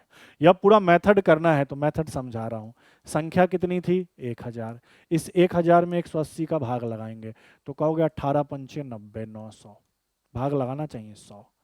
अब भाग लग पाएगा? नहीं। तो हमेशा ध्यान रखना इनका और इनका डिफरेंस लेना। बताओ इनके इनके बीच कितने का डिफरेंस है? 80 का, हाँ या ना? इनके बीच कितने का डिफरेंस है? 80 का। तो 1000 में यह 80 जोड़ देना, जितने का डिफरेंस होगा वो जोड़ देना। तो आपने कहा सर 1000, वह संख्या 1000 सॉरी 1080 है जिसमें 180 का पूरा पूरा भाग लग जाएगा। लेकिन हमें वह संख्या नहीं चाहिए जिसमें 180 का पूरा पूरा भाग लगे, हमें वह चाहिए जिसमें हर बार शेषफल क्या आए? 3 आए। तो यहाँ 3 जोड़ दो, तो आपने कहा सर 1083। ये आपका पूरा मेथड हो गया और ये डायरेक्ट मैंने शॉर्टकट समझाया था। समझ गए कि जितने जो संख्या दी है उसमें इसके एलसीएम से भाग लगा दो, जब तक लग रहा लगाओ, नहीं लग रहा तो इन दोनों का डिफरेंस ले लो। डिफरेंस कितने का? 80 का। तो 1000 में ये 80 और जोड़ दो तो 1080। अब 1080 में 180 का पूरा पूरा भाग लग जाएगा, लेकिन हमें क्या चाहिए? भाग लगने पर शेषफल 3, तो 3 जोड़ दो। ठीक है, तो 1083। अब 1083 ऐसी संख्या है जिसमें 180 से भाग लगाएंगे तब भी रिमाइंडर 3, और बाकी ये जो है इन सब से भाग लगाएंगे तब भी रिमाइंडर 3। तो आंसर क्या होगा? 1083। बहुत आसान आसान क्वेश्चन पे, कॉन्सेप्ट पे क्वेश्चन आए हुए हैं। होप समझ में आ रहा होगा। देखो मैं क्या कर रहा हूँ कि पूरे सॉल्यूशन के साथ कर रहा हूँ। इस टाइम पे क्या है ना कि आप पहले जो सीसेट की वीडियो देखेंगे उसमें बस सीधा सीधा से करा दिया गया है, और कुछ लोगों ने तो ऐसे करा दिया जैसे पता ही नहीं वो अपने आप को ही करा रहे हैं। मैं ऐसे समझाना, इस तरीके से समझाना चाह रहा हूँ कि आपको एक एक कॉन्सेप्ट पता हो जाए, कि अगर इस कॉन्सेप्ट पे क्वेश्चन रिपीट हो तो आप कर पाए, बस ये मेरा मकसद है। चलिए देखिए ये क्वेश्चन क्या कह रहा है। मान लीजिए P 2 अंकों की एक संख्या है। कितने अंकों की संख्या है सर? 2 अंकों की। और Q उन्हीं अंकों को उलटने पर लिखने से बनी संख्या है, तो मतलब ये भी 2 अंक की है। मतलब ये है कि जैसे अगर मान लो P का मान 2 3 है, तो Q का मान उलट के क्या होगा? 3 2, ये कहना चाह रहा है। उलटने से लिखने से ये संख्या बनी है। फिर आपसे कह रहा है, अब इसको तो हटा दो, फिर आपसे कह रहा है कि P गुना Q का वैल्यू जो दिया है वो कितना दिया है? 2430 दिया है। तो आपको बताना है कि P और Q के बीच का अंतर क्या है। मतलब P कितने अंकों की संख्या है? सर 2 अंकों की कोई संख्या है। Q कितने अंकों की संख्या है? सर 2 अंकों की कोई संख्या, यही तो है। तो सीधा सा इसका करने का तरीका क्या है, ज़्यादा दिमाग न लगा के बस इसका देखो, इसका ऐसा फैक्टर करो, इसको पहले फैक्टर करो, इसको तोड़ो, और तोड़ने के बाद 2 2 अंक की संख्या बनाओ, और संख्या ऐसी बनाओ कि अगर एक संख्या 23 बन गई तो दूसरी 32 बननी चाहिए, एक 45 बन गई तो दूसरी 54 बननी चाहिए, एक 25 बन गई तो दूसरी 52 बननी चाहिए, तभी तो इस तरीके की संख्या लिखना है। तो कर लेते हैं। अब देखो ये 243 गुना 10 है, ये 2430 है ना, 2430 है, तो 243 है, हाँ या ना? आप सबको पता है कि 243 का मतलब क्या होता है? 81 गुना 3, या 3 का पावर हम क्या कह सकते हैं? तो हम कह सकते हैं 7, नहीं 5। 3 का पावर क्या कह सकते हैं? 5। क्लियर है? गुना कितना? 10। या इसको हम इस तरीके से भी तो लिख सकते हैं, देखो 81 गुना 30। अब देखो 2 अंकों की संख्या तो बन गई, लेकिन क्या 81 को उल्टा करके लिखा हुआ है? नहीं, तो नहीं काम चल रहा। फिर इनको भी तोड़ा तो ये 9 गुना 9, इनको भी तोड़ा सर 6 गुना 5। अब इनका पेयर बना लो, देखो 9 छक 54, और इनका पेयर बना लो 9 पंचे 45। अब बताओ, इसको इस तरीके से भी तो लिख सकते हैं, बोलो हाँ या ना? आप बोलोगे हाँ सर बिल्कुल लिख सकते हैं। साथ साथ में देखो ये 54 है, तो उल्टा करने पर 4 5 4 है, तो 4 5 हो गया। तो सीधी सी मतलब एक का मान ये होगा, दूसरे का मान होगा। इनके बीच का अंतर पूछा तो इनके बीच का डिफरेंस देख लो कितने का है? 9 का। आंसर क्या होगा? Option number D. कंडीशन को फॉलो करवा रहे थे। कंडीशन क्या था कि पहले तो 2 अंकों में लेके आओ, तो पी देखो ये 2 अंकों में ले आए थे, लेकिन भैया एक सॉरी 8 1 का उल्टा 1 8 होना चाहिए, नहीं है, नहीं चलेगा। फिर उसको तोड़ा 9 9। अब देखो कॉम्बिनेशन बना 9 छक 54, ठीक है, 9 पंचे 45, ठीक है, 5 4 4 5 बन गया। यही तो चाह रहा था, पी 2 अंकों की क्यू 2 अंकों की। क्यू कैसे आई है? तो पी को उल्टा करने से। 5 4 है तो 4 5 आ गया, इन्हीं का डिफरेंस पूछा। No answer no. बहुत आसान कॉन्सेप्ट था। बढ़ते हैं आगे। नेक्स्ट क्वेश्चन देखो, क्वेश्चन नंबर 22। क्या कह रहा है क्वेश्चन नंबर 22? तो समझो, आपसे कह रहा है दो घन पूर्णांक संख्या पी क्यू के बारे में, जो इस प्रकार है कि पी क्या है? अभाज्य है, और क्यू क्या है? भाज्य है। ठीक है, पी प्राइम नंबर है, क्यू क्या है? कंपोजिट नंबर है। ठीक है, तो निम्नलिखित कथन पे विचार करिए, पहला दूसरा तीसरा ये दिया है। और देखो यहाँ क्या कह रहा है, पी गुना क्यू विषम संख्या हो सकती है, कैन भी। बताया था मैंने जब 2023 वाला पेपर सॉल्व कराया था, डेफिनेटली और कैन बी में अंतर होता है। डेफिनेटली का मतलब कि हर केस में साबित होना चाहिए, और कैन बी का मतलब किसी एक केस में। तो बताओ प्राइम नंबर क्या क्या हो सकता है? तो आप कहोगे सर 2 प्राइम नंबर, 3 5 7 9 मत लिख देना, 11 13 ये प्राइम नंबर है। क्यू क्या हो सकता है? तो मैंने कहा था एक को छोड़ दो और प्राइम नंबर को छोड़ दो। एक और प्राइम नंबर को छोड़कर बाकी सब क्या है? कंपोजिट है, भाज्य है। तो 4 6 8 9 10 12 ये सब क्या है? कंपोजिट नंबर है, भाज्य नंबर है। पहला कंडीशन क्या कहा कि सर P गना Q क्या होना चाहिए? ऑड। देखो कह रहा है ना, लो मैंने P का वैल्यू 3 ले लिया, ठीक है, Q का वैल्यू 9 ले लिया, ठीक है, 9 3 27, 27 ऑड है। किसी भी एक कंडीशन में साबित करना है, क्योंकि कैन बी कह रहा है। देखो कैन बी, डेफिनेटली कहता तब भैया बात अलग होता। तो भैया पहला कंडीशन सही। दूसरा देखो क्या कह रहा है, P बाई Q क्या होना चाहिए? प्राइम नंबर, अभाज्य संख्या। तो देखो P बाई Q बनाना है, बन सकता है, आराम से बन सकता है। किससे बन सकता है? तो P बाई Q नहीं है, Q बाई P है। देखो गलत लिख दिया ना, हिंदी में टाइपिंग गलत कर दी है। इसको जरा आप सही कर लीजिएगा, ये Q/P है, वैसे तो गड़बड़ हो जाता। मैं भी इसको सही कर लेता हूँ, ये Q/P है, ठीक है, सही कर लेता हूँ, Q/P है। तो देखो Q का मान मैं 4 ले लेता हूँ, ले लो। P का मान मैं 2 ले लेता हूँ, 4 में 2 का भाग 2, 2 एक प्राइम नंबर है। कैन भी, ये भी साबित हो सकता है। अब तीसरा केस देखो, तीसरा केस क्या कह रहा है, P प्लस Q क्या होना चाहिए, कंपोजिट नंबर होना चाहिए, सॉरी अभाज्य है, प्राइम होना चाहिए, गलत पढ़ लिया, प्राइम होना चाहिए। क्या होना चाहिए, प्राइम।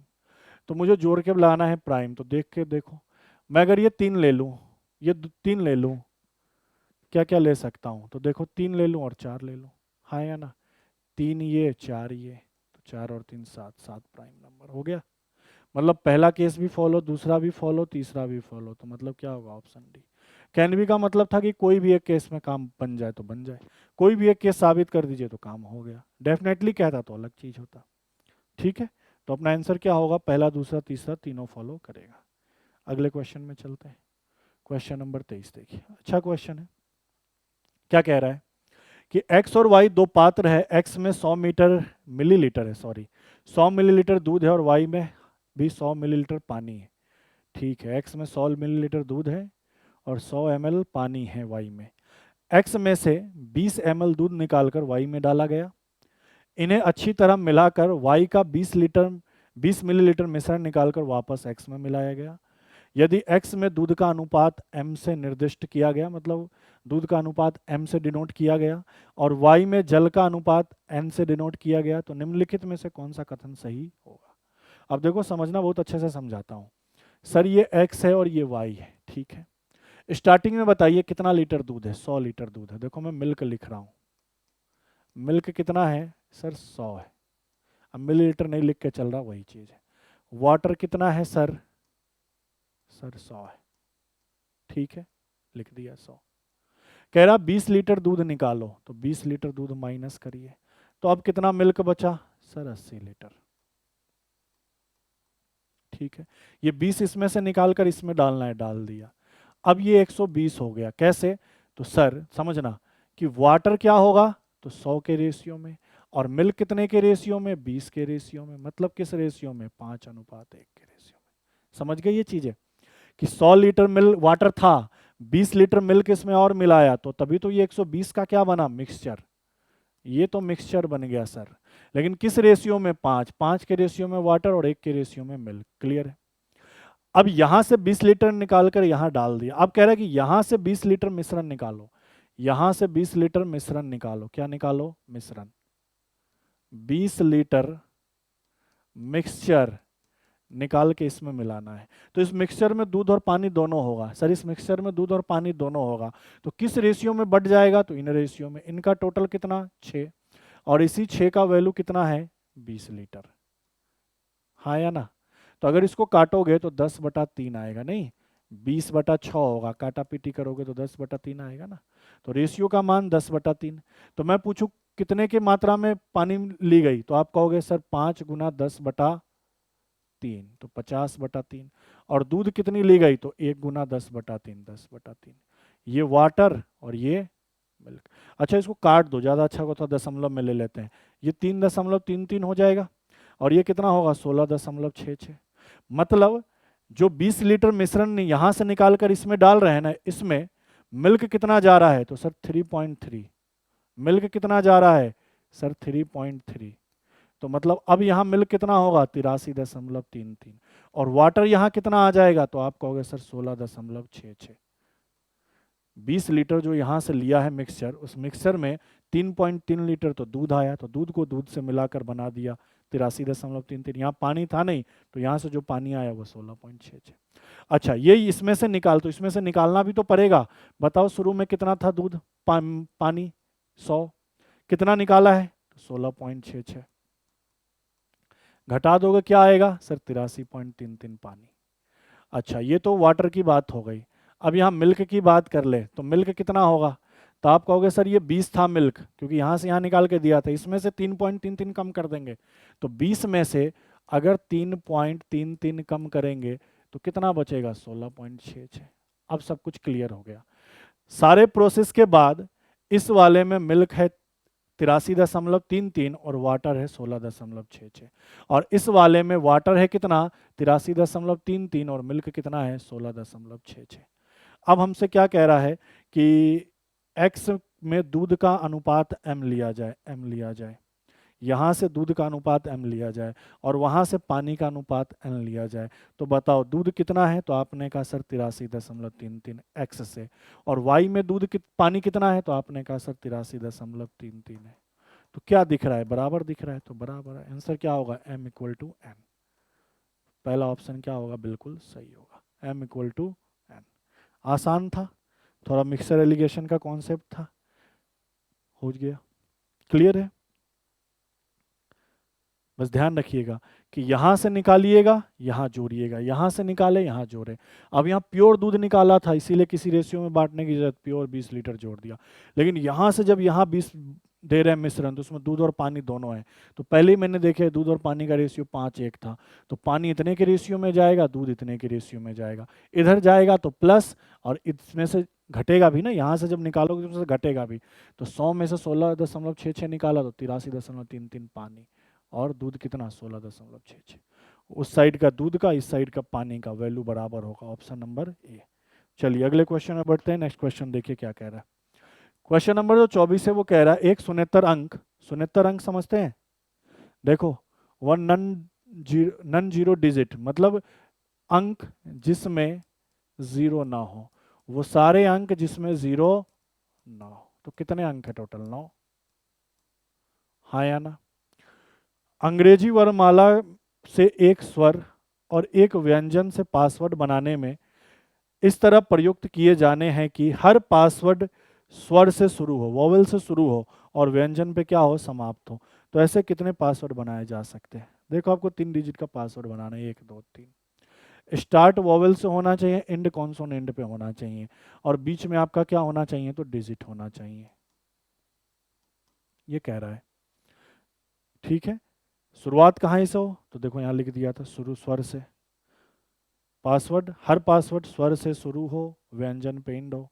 तो 3 ही चीज है, स्वर है, व्यंजन है और डिजिट है। वो भी कैसा डिजिट, नन जीरो डिजिट। तो इन्हीं से बनाना है, स्टार्ट वोवेल से करना है, एंड कॉन्सोनेंट पे। सबको पता है वोवेल कितने होते हैं, 5, कॉन्सोनेंट कितने होते हैं, 21, और डिजिट कितने हो गए, 9। क्योंकि अगर 0 होता तो 10 होते। अच्छा बताओ, तो यहाँ कितने तरीके से वोवेल को रख सकते हो, 5 तरीके से। वोवेल क्या होता है, ए ई आई ओ यू। ए रख सकते हो एक बार ई रख सकते हो, एक बार आई, एक बार ओ, एक बार यू। तो 5 तरीके से। डिजिट कितने तरीके से, 9, तो एक बार 1, एक बार 2, एक बार 3, एक इस तरीके से। और कॉन्सोनेंट कितने तरीके से, 21। बस गुना कर दो इनको, ये 9 पंचे 45 गुना 21। अब बताओ 45 दूना 90 हो जाएगा, मतलब 900, और 45 से कम 45, तो 945 कितने, तो 945 पासवर्ड बनाए जा सकते हैं। सही उत्तर क्या होगा, ऑप्शन नंबर सी। ये बहुत आसान क्वेश्चन था, बेसिक क्वेश्चन था पीएनसी का। ठीक है, अगले क्वेश्चन पे चलिए। नेक्स्ट क्वेश्चन देखिए, क्वेश्चन नंबर 25 क्या कह रहा है। क्वेश्चन नंबर 25 क्या कह रहा है कि एक मेज में 9 प्याले इस तरह सजा कर रखे हैं कि उनकी पंक्तियां और कॉलम की संख्या समान हो। ठीक है, 9 प्याले हैं, पंक्ति और कॉलम समान हो, रो और कॉलम क्या हो, समान हो। ये रो हो गया और ये कॉलम हो गया। ठीक है, ये रो हो गया R2 और ये R3, और ये कॉलम हो गया।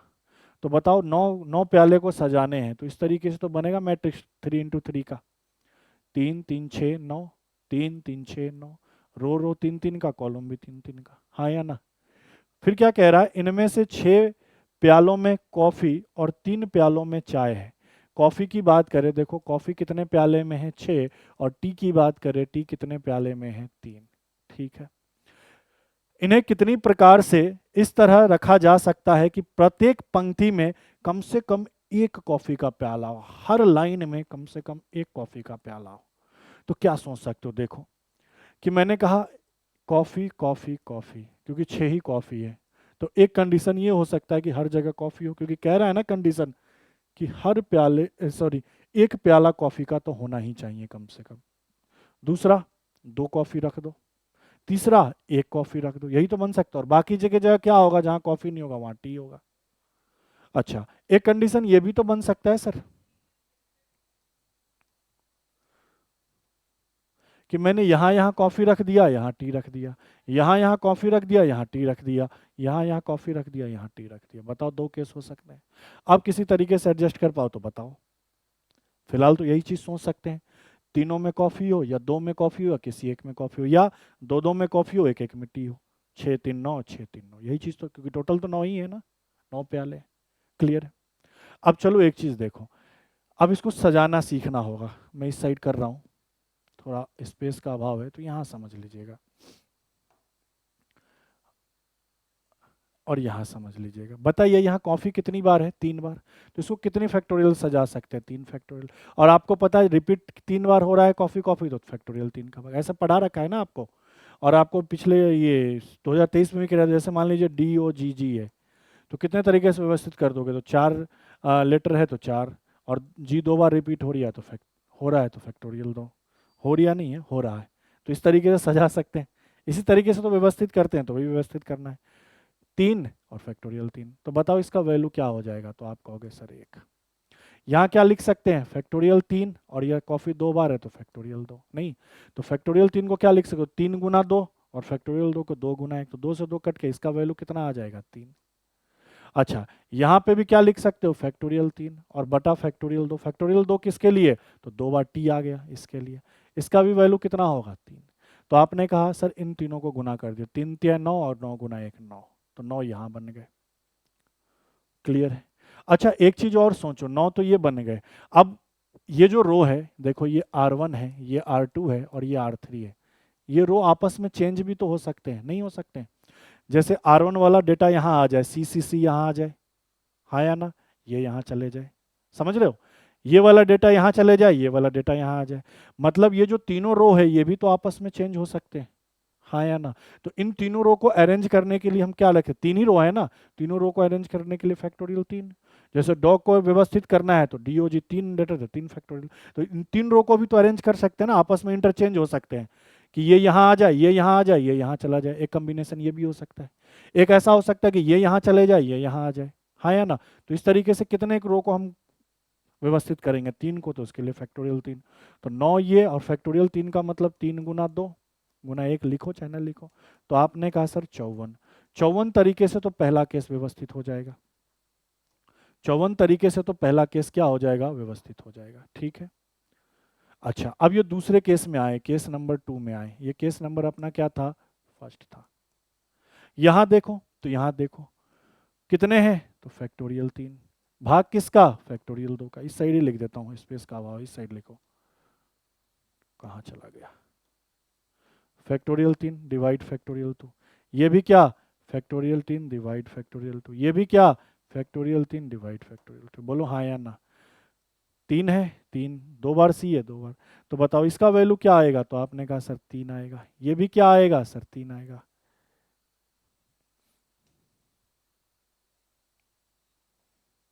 थोड़ा सा छोटा छोटा लिखना पड़ेगा, ठीक है, नहीं तो आप गड़बड़ ना कर दे।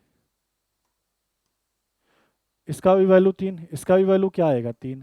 तो 3 3 9 9 3 27, 27 तरीके ये हो गए। अच्छा एक चीज देखो, यहाँ पे भी आप कहोगे सर ये R1 है, ये R2 है, ये R3 है, ये रो भी तो आपस में एक्सचेंज होंगे। लेकिन एक चीज बताओ, ये अगर एक्सचेंज हो भी गया तो ये भी तो CCT है, ये भी CCT है, ये भी CCT है, ये यहाँ गया, ये यहाँ आया, लेकिन अरेंजमेंट में कोई चेंज थोड़ी आएगा, दिखेगा तो वैसे का वैसा। यहाँ अरेंजमेंट में चेंज आ रहा था, ये CCC पहली बार में था, हो सकता है इस रो में CCC आ जाए, इस रो में CTT चला जाए। क्लियर है। तो यहाँ इसलिए 3 फैक्टोरियल से, यहाँ तो सब आपस में एक्सचेंज होकर वही रहेंगे, तो 1 फैक्टोरियल, हाँ या ना। तो 1 फैक्टोरियल का मतलब क्या कि 1। तो आपने कहा कि इसके कितने तरीके होंगे, 27, इससे कितने तरीके, 54, और दोनों को जोड़ दो, दोनों को जोड़ दो, जोड़ दिया कितने, 81। टोटल कितने होंगे, तो 81 होंगे। अपना ऑप्शन कौन सा हो जाएगा, ऑप्शन नंबर डी, कि कम से कम प्रत्येक पंक्ति, सॉरी 81 तरीके से सजाएंगे कि हर पंक्ति में कम से कम 1 प्याला किसका होगा, कॉफी का। 81 तरीके से व्यवस्थित कर सकते हैं इनको कि हर कम से कम हर पंक्ति में क्या हो, एक कॉफी का प्याला हो। क्लियर है ना। ये फैक्टोरियल 3 मेन समझने की चीजें थी। और यहाँ फैक्टोरियल लेके भी है कि इनको अगर रो को हम आपस में इंटरचेंज भी करेंगे, R1 यहाँ R2 यहाँ, तब भी तो दिखेगा तो सेम सेम सा, लेकिन यहाँ चेंज करेंगे तो अलग कॉम्बिनेशन बैठ जाएगा, नहीं अलग व्यवस्था बैठ जाएगी। तो भैया यहाँ पे फैक्टोरियल 3 लेना था। 54 + 27 81, 81 इसका क्या होगा सही उत्तर। चलिए आगे बढ़ते हैं नेक्स्ट क्वेश्चन में। देखिए एक चीज़ और है, अगर आपको किसी क्वेश्चन में डाउट लग रहा है कि सर इसको समझ में नहीं आ रहा इसका कॉन्सेप्ट क्या है, क्योंकि बहुत जगह आप भी जैसे आप पेपर से पहले यूट्यूब पे देखोगे सारा सॉल्यूशन, जब सारा सॉल्यूशन देखोगे तो कई जगह आपको कई सॉल्यूशन का समझ में ही नहीं आएगा कि भैया लॉजिक क्या लगा रहा है, अपने आप में ही समझा रहे हैं। ना आए आप कमेंट करिए, बेझिझक कमेंट करिए, या फिर रीजनिंग रेसिसर नाम का क्या है ना, आप टेलीग्राम चैनल ज्वाइन कर लीजिए। रीजनिंग रेसिसर के नाम से टेलीग्राम चैनल है, वहाँ पे भी आप अपने डाउट को लग सकते हैं। यूट्यूब के नीचे कमेंट कर दीजिए, कमेंट में डाल दीजिए, एक एक चीज़ का डाउट क्लियर कर दिया जाएगा, इवन नंबर दे दिया जाएगा कि भैया डाउट पूछ लो, आप क्लियर हो जाएगा सारा डाउट। मकसद यही है कि सीसेट का सॉल्यूशन तो आपको बहुत मिले, लेकिन हमारा मकसद यही है कि एक एक चीज़ को कॉन्सेप्ट क्लियर करके आपको समझाया जाए। देखिए अगला क्वेश्चन क्या कह रहा है, 3 क्रमागत पूर्णांकों का योग उनके गुणनफल के क्या है बराबर हो, ऐसी कितनी संभावना है। क्रमागत का मतलब समझते हैं पहले, जैसे 1 के बाद 2, 2 के बाद 3, 4 है तो उसके बाद 5, 5 के बाद 6, क्रमागत इसको कहते हैं क्रम में। तो हमसे क्या कह रहा है कि ऐसी 3 संख्या कौन ले कि उनको जोड़े, जोड़ने के बाद उन तीनों गुना करे तो बराबर आएगा। तो नौ आप लोग के दिमाग में ये आता ही है 1 2 3, नहीं कि A + B + C ये 3 क्रमागत है और ये भी C ये बराबर होना चाहिए। तो ये कह सकते हो 2 1 3, 3 और 3 6, 1 गुना 2 गुना 3 6 बराबर हो गया। ये चीज़ सबके दिमाग में चलता है, हाँ या ना। अब इसका मतलब ये नहीं है कि आप ये ले लोगे 3 2 1, अच्छा इसका मतलब ये नहीं कि 2 1 3, क्रमागत का मतलब क्रम में, देखो ये क्रम में नहीं है, ये घटते क्रम में, जो 3 2 1 हो जाएगा, पर ये चीज़ हो पाएगा क्या, नहीं। और क्रमागत पूर्णांक है, ये भी ध्यान रखना, डेसिमल में नहीं लेना है। अच्छा एक चीज़ बताइए, आप नंबर सिस्टम जब पढ़े होंगे तो आपको जब पूर्णांक पढ़ाएगा इंटीजर तो बताया स्केल पे ये 0 होता है, 0 के इस साइड नेगेटिव वैल्यू होता है और 0 के इस साइड पॉजिटिव वैल्यू होता है, हाँ या ना, ये पढ़ा ही होगा। तो क्रमागत की बात कर रहा है तो हम ऐसा भी तो सोच सकते हैं ना सर, माइनस का 1, माइनस का 2 प्लस प्लस माइनस का 3, और यहाँ गुना करें -1 गुना -2 गुना -3, तो बताओ -1 -2 -3 -3 -3 -6, 3 दूनी 6, 6 एकम 6, ये भी -1, ये भी हो सकता है। एक ये भी सोच सकते हो कि -1 + 0 + 1, हाँ या ना, -1 गुना 0 गुना 1, बताओ ये माइनस का 1 प्लस का 1 कट के 0, 0 + 0 और ये भी 0। तो एक संभावना ये, दूसरी संभावना ये, तीसरी संभावना ये, तो कितनी हो सकती, 3। तो आपने कहा कि सर ऐसे केवल 3 ही संभावनाएं हो सकती है, ओनली 3, इसके अलावा कोई और नहीं हो सकता। 3 2 1 मत ले लेना, ठीक है, समझ गया बात को, यही 3 संभावनाएं हो सकती है। बढ़ते अगले क्वेश्चन में, नेक्स्ट क्वेश्चन देखो, क्वेश्चन नंबर 27, ये भी आसान सा क्वेश्चन है। क्या कह रहा है, पॉइंट एक्स वाई रूप की कितनी संख्याएं हैं जहां एक्स और वाई के भिन्न, एक्स और वाई भिन्न शून्येतर अंक है। भिन्न शून्येतर अंक का मतलब कि ये 0 नहीं होना चाहिए, डिजिट होगा पर डिजिट में 0 काउंट नहीं होगा, 1 से कहाँ तक, 9 तक। अब बोल रहा है पॉइंट एक्स वाई, मुझे एक चीज़ बताओ, ये एक्स के जगह हम कितने डिजिट रख सकते हैं, 9, 1 2 भी रख सकते, 3 4 5 6 7 8, 1 2 3 4 5 6 7 9 रख सकते हैं। अच्छा इन 9 में से कोई एक रख देंगे तो y की जगह तो फिर 8 ही बचेगा ना। तो आपने कहा सर 9 8 72, 72 तरीके से यहाँ पे चीज़ों को रखा जा सकता है। सही क्या होगा, 72, बहुत ही आसान था। अच्छा अगर वही ये नहीं कहता ना कि भिन्न शून्येतर अंक है, आपसे कहता कि नन जीरो नहीं है, तो भैया तो फिर तो यहाँ 10 चीज़ें रखे जा सकती है, 10 और 10 में से एक हो जाता 9, तब 90 हो जाता। लेकिन यहाँ कह रहा है कि जीरो वाला नहीं लेना है, आपको जीरो के अलावा लेना है, 1 2 3 4 5 6 7 8 9, तो 72 संभावनाएं बन सकती है, 72 तरीके से रखा जा सकता है वैल्यू। अगले क्वेश्चन को देखो, समझ तो रहे हो ना चीजें, कहीं टेंशन थोड़ी हो रही है कि कैसे हो गया नहीं हो गया। चलिए अगला देखिए, कह रहा है ए बी सी का औसत भार क्या है, 40। एवरेज पढ़ा होगा आपने, तो आपने पढ़ा होगा कि एवरेज बराबर क्या होता है, टोटल अपॉन नंबर। तो अगर टोटल निकालना होता तो एवरेज इंटू नंबर, ये चीज़ आपने पढ़ा होगा। नंबर लिखना है मुझे यहाँ पे, ए इंटू एन। और एक चीज़ और, आपको वीडियो पसंद आ रहा है, आपको समझाना पसंद आ रहा है, तो आप दोस्तों में शेयर करिए। हमारी कोशिश यही है कि बहुत सरल तरीके से सॉल्यूशन पहुंचाया जाए, और सिर्फ सॉल्यूशन ना पहुंचाए, एक एक कॉन्सेप्ट पहुंचा दें, ताकि पेपर में बैठे तो चीज़ें क्लियर हो। क्या कह रहा है कि ए बी सी डी का औसत भार एवरेज कितना है, 40 है। आपसे कह रहा है कि ए बी सी का एवरेज 40 है, तो हम कह सकते हैं ना टोटल क्या होगा, तो 40 गुना 3, नहीं, क्योंकि टोटल बराबर एवरेज इंटू 3, एवरेज 40 है और कितनी है 3, तो 3 120 केजी होगा। फिर कह रहा है कि बी डी और ई का एवरेज कितना है, 42 है, तो टोटल क्या होगा, तो आप कहोगे सर 126 कैसे, तो एवरेज क्या है 42 और 3 है, तो 3 का गुना 126। फिर क्या कह रहा है, एफ और बी का वैल्यू सेम है, ये और ये वैल्यू क्या है, सेम है, मतलब बी के जगह आप एफ रख सकते हो, एफ के जगह बी रख सकते हो, बी के जगह आप एफ रख दो। अब इनको टोटल करो, तो आप क्या कहोगे, A plus B plus C plus F plus D plus E, 6 आ गए, A B C D E F, क्योंकि बी की जगह हम एफ रख सकते हैं। और यहाँ टोटल कितने हो जाएंगे, तो यहाँ टोटल करो आप, तो आपने कहा 2 4 6, ये टोटल आ गया। अच्छा, इनका अगर मुझे एवरेज निकालना होगा तो मैं कहूँगा टोटल कितना है 240, और कितने मेंबर हो गए 6, तो 6 का भाग लगा दो, 6 चौका 24, 6 एकम 6, तो आपने कहा सर 41 केजी। कंप्लीट जो A B C D F का एवरेज होगा वो क्या होगा, 41 केजी होगा। आसान सा था क्वेश्चन, था ज़्यादा हार्ड क्वेश्चन नहीं था। देख लीजिए एक बार, पानी पी लेता हूँ तब तक।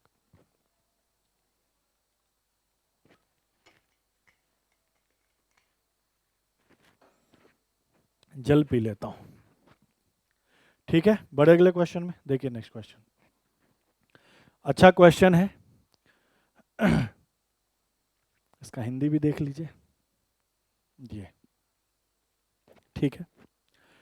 क्या कह रहा है कि किसी पहचान पत्र की संख्या ऐसे A B C D E F G है, किंतु आवश्यक नहीं कि इसी क्रम में हो, जहां हर वर्ण किसी भिन्न अंक केवल 1 2 4 5 7 8 9 को निरूपित करता है, मतलब यही 7 डिजिट आपको लेने हैं, ठीक है। यह संख्या 9 से विभाजित है, दाहिने से पहला एक अंक मिटाने पर, लेफ्ट से अगर एक अंक मिटा दो तो वह संख्या 6 से विभाजित हो जाती है। फिर मूल संख्या के दाहिने से 2 अंक, अब 2 अंक मिटा दोगे तो वह संख्या 5 से विभाजित हो जाती है। मूल अंक के दाहिने से 3 अंक, राइट से 3 अंक मिटा दोगे तो वह संख्या 4 से विभाजित हो जाती है। मूल अंक के दाहिने से 4 अंक मिटा दो तो 3 से, राइट से 4 अंक हटा दो तो 3 से डिवाइड हो जाती है। क्वेश्चन में कुछ छूट रहा है क्या, हाँ छूट रहा है यहाँ के बाद का लाइन, यहाँ तक तो है हिंदी में, 3 से डिवाइड हो जाती है। फिर क्या कह रहा है, after deleting 5 digit from right, right hand से 5 डिजिट को अगर हटा दो तो वह संख्या किससे डिवाइड हो जाती है, 2 से। तो आपको बताना है which of the following is possible value for the sum of middle 3 digit, बीच वाले जो 3 है ना डिजिट, उनका आपको क्या बताना है, सम बताना है। चलिए क्वेश्चन उधर कर लेते हैं सॉल्व, बाकी डेटा जो जरूरत होगा यहाँ से देख लेंगे। अब बताओ कितने डिजिट की, कितने की बात कर रहा है, तो 7 की बात कर रहा है, 3 3 6 और 1 7, देखो 7 ही है, 1 2 3 4 5 6 7, 1 2 3 4 5 6 7, ठीक है, गाना हो गया ना, वो वाला ही, ठीक है, 1 2 4 5 6 7। चलिए आगे बढ़ते हैं, अब एक एक लाइन समझते हैं। यही 7 डिजिट हमें यहाँ पे रखने हैं। आगे क्या कह रहा है, अच्छा क्वेश्चन के एक लाइन में और कहा था, देखो आप सुनना, ये लास्ट में क्या कहा था कि जो मिडिल वाले 3 डिजिट है उसका सम चाहिए। तो सबसे पहले ये बताओ, कहाँ चले गए हम, कहाँ थे कहाँ चले गए, मिडिल वाले 3 का मतलब, अरे यार मिडिल वाले 3 का मतलब यही तो है, बोलो हाँ ना, इन्हीं तीनों का सम चाहिए, ये चीज़ हमें पता चल गया, ठीक है, ठीक है। यहाँ और बना लो 4 5 6 7, ठीक है। अब एक एक करके चलते हैं। कह रहा है कि यह संख्या 9 से विभाजित होनी चाहिए, ये मतलब ये जो 7 अंकों की संख्या है ना, ये पूरी ये 9 से डिवाइड होनी चाहिए। अच्छा, 9 से डिविजिटली का रूल क्या होता है, 9 से विभाजकता का नियम क्या होता है कि दी हुई संख्याओं का अगर योग 9 से कट गया तो संख्या भी 9 से कट जाएगी, यही तो होता है 9 का डिविजिबिलिटी रूल, ठीक है। अंग्रेजी ऐसा ही है थोड़ा सा, पर ठीक है, फिर भी 9 से कट जाएगा। तो बताओ यहाँ पे फिलहाल हम कोई नंबर इस तरीके से डाल नहीं सकते, क्योंकि इन सब नंबर को अगर हम जोड़ेंगे ना तो फिक्स है कि 9 से कटेगा, क्योंकि तभी बोला है कि 9 से विभाजित हो सकता है, नहीं तो कहीं नहीं पाता। तो यहाँ पे ये नहीं डाल सकते कहाँ 1 डाले, कहाँ 2 डाले, कहाँ 3 4 डाले, कहाँ 7 डाले, ऐसा डाल नहीं सकते। तो इस वाले लाइन से फिलहाल कुछ ही समझ में नहीं आ रहा है, ठीक है। अगले लाइन में बढ़ते हैं। कह रहा दाहिने से एक अंक छोड़ दो, मतलब ये वाला छोड़ दो, सिर्फ इतने की बात कर लो, इतने की बात कर लो, एक अंक छोड़ के इतने की बात कर लो। तो यह किससे डिवाइड हो जाता है, तो आपसे कहा 6 से। और 6 का मतलब क्या है, 2 और 3 से डिवाइड होना चाहिए, हाँ या ना। किसी भी संख्या में 6 का भाग लगना, इसका मतलब क्या है कि वह संख्या 2 से भी कटनी चाहिए और 3 से भी। 3 से कटने का मतलब दी हुई जो संख्या है ना, ये जो 6 संख्या है, 6 अंकों वाली संख्या है, इन 6 का योग 3 से कटना चाहिए। अब बताओ हम क्या रखें इन 6 में से, इन 7 में से कौन सा यहाँ 6 रखे कि भैया वो 3 से कट जाए, ऐसे डिसाइड करना मुश्किल होगा। लेकिन एक 2 भी है, क्योंकि 2 और 3 दोनों से कटना चाहिए। 2 से कटने का रूल क्या होता है कि सर इकाई अंक इवन होना चाहिए, क्या होना चाहिए, सम होना चाहिए। या तो 0 होता या तो सम होता। 0 नहीं ले सकते क्योंकि यहाँ 0 का यूज किया नहीं है, सम हो सकता है। अब सम में क्या हो सकता है, 2 भी हो सकता है, 4 भी हो सकता है, 8 भी हो सकता है। 2, 4, 8 में से यहाँ कुछ भी हो सकता है। क्या होगा फिलहाल पता नहीं है, बस इतना पता है कि ये इवन होगा। कैसे पता चला, तो 6 के विभाजकता के नियम से, डिविजिबिलिटी रूल से। आगे बढ़ते हैं। फिर कह रहा है कि मूल संख्या के दाहिने 2 अंक को मिटाने पर, अब 2 अंक मिटा दो, पहले 1 अंक मिटाया, अब 2 अंक मिटा दो, मतलब इतनी की ही बात कर रहा है। कलर चेंज करते हैं, मजा तो आ रहा है इसमें कलर चेंज करने में। इतने की ही बात कर रहे हैं, देख रहे हो इतने की। तो कह रहा है ये 5 से विभाजित होगा। 2 अंक को छोड़ के जब इन सब की बात करें ना, इन 5 अंकों की संख्या की, तो वो 5 से विभाजित होगा, देखो लिख रहा है। अच्छा, 5 का डिविजिबिलिटी रूल क्या होता है, विभाजकता का नियम क्या होता है, या तो यूनिट डिजिट पे 0 हो या तो 5 हो। 0 तो होगा नहीं क्योंकि यहाँ दिया नहीं है, 5 है तो 5 लिख सकते हैं। मतलब ये डिसाइड हो गया कि सर ये 5 होगा। बोलो हाँ या ना। ठीक है सर, आगे बढ़ते हैं। जैसे तो जो डिसाइड हुआ करते जा रहे हैं। मूल संख्या के दाहिने से 3 अंक को मिटाने पर संख्या 4 से विभाजित होती है। लो भैया कलर करेंगे चेंज। दाहिने से कितने को हटा दे, 4 को, मतलब सिर्फ इतने की बात कर। अरे रे, कलर न उठाओ, सिर्फ इतने की बात कर ले सर, सिर्फ इतने की बात कर ले। ये किससे डिवाइड हो जाएगा, 4 से। अच्छा, 4 से डिवाइड करने के लिए क्या होना चाहिए, तो सर ये जो दोनों है ना, ये दोनों 4 से कटना चाहिए। बोलो हाँ या ना। 4 से कोई संख्या कट जाए, उसका रूल क्या होता है कि दी हुई संख्या का लास्ट का दो डिजिट है, वो 4 से क्या होना चाहिए, कटना चाहिए, 4 से डिवाइड होना चाहिए। जैसे यहाँ मान लो 44 होता, 4 से कट जाता, 48 होता, 4 से कट जाता, क्योंकि दोनों 4 से कटना चाहिए। फिलहाल ये समझ में आ गया कि ये 4 से कटना चाहिए। अच्छा, 4 से कटना चाहिए तो एक बात और है कि मान लो कुछ भी हो, 44 हो, 64 हो, नहीं 12 हो, नहीं 8 ही क्यों ना हो, क्लियर है। और क्या लिख सकते हो, 16 हो, मान लीजिए 28 हो, कुछ भी हो। एक चीज़ तो फिक्स है कि यूनिट डिजिट क्या होना चाहिए, इवन। हाँ या ना। ये हम जानते हैं कि 4 से कोई संख्या कब कट सकती है, जब लास्ट के 2 अंक 4 से कट जाए। लेकिन उसका जो लास्ट का 1 अंक है वो तो सम ही होगा ना, वो विषम कभी भी नहीं हो सकता। ये चीज़ तो आप समझ गए ना, कि वो विषम कभी नहीं हो सकता, वो हमेशा क्या होगा, सम। तो आप ये चीज़ भी कह सकते हो यहाँ से कि सर ये दोनों कट जाने चाहिए 4 से, लेकिन इतना भी क्लियर हो गया कि ये इवन होना चाहिए। कलर करते हैं चेंज और फिर लिखते हैं ये भी क्या, ये क्या होना चाहिए, इवन। फिक्स है कि इवन ही होगा, हाँ या ना। इकाई का अंक इवन ही होगा, फिक्स है। कोई भी संख्या 4 से काट लो, आप कहते हैं जैसे कि मान लो कि मैंने कोई संख्या लिख ली, मैंने कहा 4 से काटो, आपने कहा इस लास्ट का 2 डिजिट 4 से कटना चाहिए, ठीक है काट लो। लेकिन लास्ट का 2 डिजिट 4 से काटोगे तो लास्ट वाला जो डिजिट होगा वो इवन ही होगा, फिक्स है। अब या तो 0 हो सकता है, 2 हो सकता है, 4 हो सकता है, 6 हो सकता है, 0 तो लेना नहीं है, पर इतना है कि ये इवन होगा और ये दोनों मिलाकर 4 से कटना चाहिए। ये चीज़ क्लियर हो गया। आगे क्या कह रहा है, मूल संख्या के दाहिने से 4 अंक हटा दो। अब 4 अंक हटा दो, कलर चेंज करके हटाते हैं, 4 अंक हटा दो, 1 2 3 4, तो ये वाला, ये 3, ये किससे कटना चाहिए, 3 से। और 3 का रूल तो भैया यही होता है कि इन तीनों का योग 3 से कट जाना चाहिए, पर क्या रखें इन तीनों में पता नहीं, पता होता तो पहले ही काम चला लेते। आगे बढ़ते हैं, क्वेश्चन थोड़ा यहाँ छूटा था तो यहाँ से देख लेते इंग्लिश वाले से। क्या कह रहा था, कह ये रहा था कि आफ्टर डिलीटिंग 5 डिजिट, 5 डिजिट को अगर हटा दे तो संख्या किससे डिवाइड होनी चाहिए, 2 से। चलिए सर, अब कलर थोड़ा करते हैं चेंज, बताइए। 1 2 3 4 5 हटा दे, मतलब इन दोनों की बात करें, ये किससे डिवाइड होना चाहिए, 2 से। चीजें समझ में आ रही है। अच्छा, 2 से डिवाइड होगा तो ये तो फिक्स हो गया, क्या फिक्स हो गया सर, कि ये इवन होगा। बोलो हाँ या ना। बोलोगे यस सर ये इवन होगा। अब देखो सारा कंडीशन फुलफिल हो गया। अब एक चीज बताओ, कहाँ कहाँ इवन नंबर डल सकता है, एक यहाँ, एक यहाँ, एक यहाँ, 3 जगह। और इवन नंबर भी कितने हैं, 1 2 3। यही तो इवन नंबर है हमारे पास, यही तो इवन डिजिट है, नंबर नहीं डिजिट। तो या तो यहाँ डलेगा या तो यहाँ डलेगा या तो यहाँ डलेगा, यहाँ तो डाल नहीं सकते इवन। क्यों? क्योंकि अगर यहाँ इवन डालेंगे तो ये 4 इवन हो जाएगा, जबकि यहाँ टोटल इवन डिजिट कितने हैं? 3 ही है। तो यहाँ इवन नहीं डलेगा, ये फिक्स है, यहाँ इवन नहीं डलेगा। अब हम इन तीनों से बनाते हैं, इन तीनों से ऐसा डिजिट बनाते हैं जो 4 से कट जाए। तो बताओ, 24 4 से कट जाएगा, 28 4 से कट जाएगा, बोलो हाँ ना, बोलोगे हाँ। 48 4 से कट जाएगा, बोलोगे हाँ। सर 84 4 से कट जाएगा, बोलोगे हाँ। बोलो हाँ ना, हाँ। लेकिन अगर 24 रखेंगे तो ये भी इवन ये भी इवन, संभावना नहीं बन सकती, क्योंकि 3 इवन यहीं फुल हो जाएंगे, यहाँ तो इवन का जगह नहीं है। 28 रखेंगे यहाँ इवन नहीं चल सकता। 48 रखेंगे यहाँ इवन नहीं चल सकता। 84 रखेंगे यहाँ इवन नहीं चल सकता। तो क्या रख सकते हैं? तो देखो, अगर यहाँ तुमने 2 रख दिया और यहाँ तुमने 1 रख दिया, बोलो हाँ या ना। यहाँ तुमने 2 रख दिया, यहाँ 1 रख दिया। जैसे मान लो कि ये 2 रख दिया मैंने और ये 1 रख दिया, 12 रख दिया। तो देखो ये तो इवन का फुलफिल हो रहा है, ये तो ऑड हो, चाहे कोई भी हो, ऑड ही होगा, इवन नहीं हो तो ऑड है। लेकिन ये 12 4 से कट रहा है ना, और 12 4 से कट रहा है मतलब 4 का विभाजकता का रूल फॉलो हो रहा है। और जैसे तुम बोलते कि नहीं सर हम तो क्या रखते हैं, 32 रखते हैं, लेकिन 3 तो है ही नहीं, तो 32 रख नहीं सकते हो, 3 तो है ही नहीं। इसके अलावा आप क्या बना सकते हो? आप 5 से लेते, 5 और 2 रखते नहीं, 5 4 रखते नहीं, 5 8 रखते नहीं, 7 2 लेते नहीं, हाँ या ना? 7 2 भी हो सकता था, 7 2 72 भी हो सकता था। 72 किससे कट जाता? 4 से कट जाता। क्लियर है?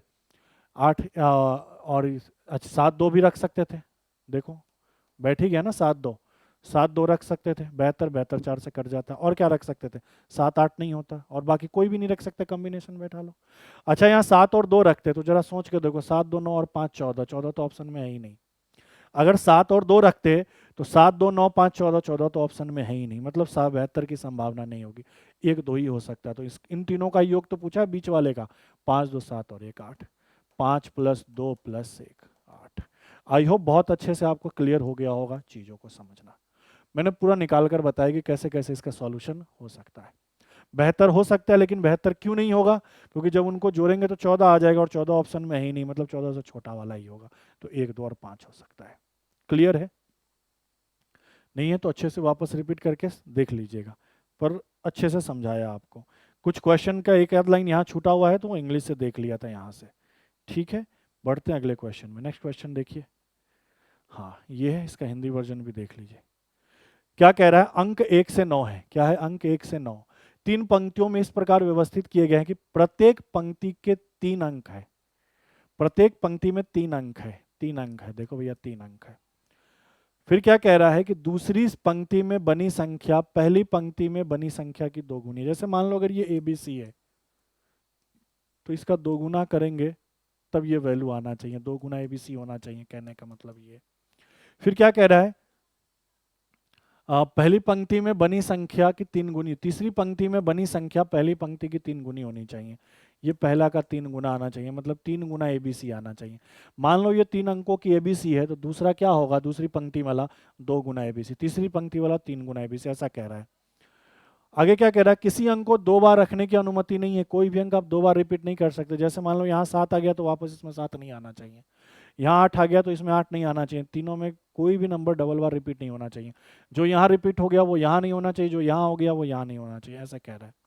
फिर कह रहा है यदि 4 अंक 2 3 7 9 में से केवल 3 अंकों को पहली पंक्ति में व्यवस्थित करने की अनुमति हो 3 अंकों को, ठीक है, इन चारों में से किसी 3 को पहली पंक्ति में व्यवस्थित करने की अनुमति हो, तो इन 3 पंक्तियों में व्यवस्थित करने के लिए ऐसे कितने संयोजन संभव हैं? आई होप क्वेश्चन समझ में आ गया। अब देखो इसमें तो बहुत सारी कॉम्बिनेशन बनेंगे। क्वेश्चन समझ गए ना, कहना क्या चाह रहा है?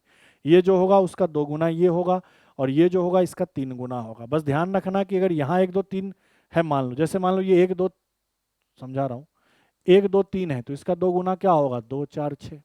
इसका 3 गुना क्या होगा? 3 6 और 9। अब देखो 2 2 यहाँ आ गए ना, तो ऐसा नहीं होना चाहिए। 3 3 यहाँ आ गए ना, ऐसा नहीं होना चाहिए। 2 गुना होगा इसका, ये इसका 2 गुना है, ये इसका 3 गुना है। लेकिन इसके अलावा ध्यान रखना चाहिए अंक रिपीट नहीं, यहाँ 2 है तो यहाँ 2 नहीं होना चाहिए, क्लियर। यहाँ 3 है तो यहाँ 3 नहीं होना चाहिए, यहाँ 6 है तो यहाँ 6 नहीं होना चाहिए, ये चीज़ भी ध्यान रखना है।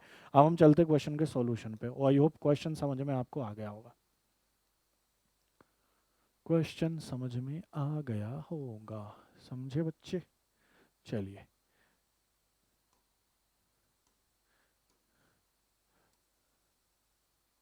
ये क्वेश्चन नंबर था आपका 30।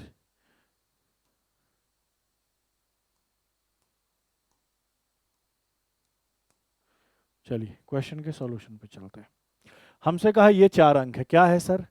2 3 7 9, और इनसे पहली पंक्ति में इनमें से किन्हीं 3 का उपयोग करके आपको 3 डिजिट का नंबर बनाना। अब एक चीज सोच के देखो, जरा सोचना मेरे से। क्या कह रहा है? 4 अंक 2 3 7 9 में से केवल 3 अंकों को पहली पंक्ति में व्यवस्थित करने की अनुमति है। इन पंक्ति में व्यवस्थित करने के लिए ऐसे कितने संयोजक की जरूरत है? देखो ये। अब चलो इनमें से कोई भी 3 ले लो। पहले मैं देखो 7 रखता हूं, सोच के देखना, सोचना। क्योंकि देखो क्वेश्चन में कह रखा है कि ये जितनी भी आएगी ना, ये 3 3 अंकों की ही आएगी, ये ध्यान रखना। 2 गुना करने पर भी 3 अंक का, 3 गुना करने पर भी 3 अंक का ही आना चाहिए, कह रखा है। ठीक है, मुझे एक बात बताओ, अगर मैं यहाँ 7 रखता हूँ, सोच के देखो, 7 के अलावा यहाँ कुछ भी, 7 के अलावा क्या आएगा? 9 3 आएगा, या 2 3 आएगा, यही तो होगा। 7 रख दिया तो ये दोनों आ जाएगा, नहीं तो ये दोनों आ जाए तो ये दोनों आ जाएगा। मान लो अगर ये नहीं है, ये लगभग 700 भी है, तो 700 का 2 गुना कितना होता है? 1400, और 700 का 3 गुना कितना होता है? 2100। मतलब जब इसका 2 गुना करेंगे और इसका 3 गुना करेंगे तो ये 3 अंकों की संख्या नहीं रह जाएगी, ये 4 अंकों की बन जाएगी। समझ पा रहे हो कि अगर मैंने यहाँ 7 ले लिया तो इसका 2 गुना करूंगा तो 7 दूनी 14, यहाँ तो कुछ ना कुछ तो होगा।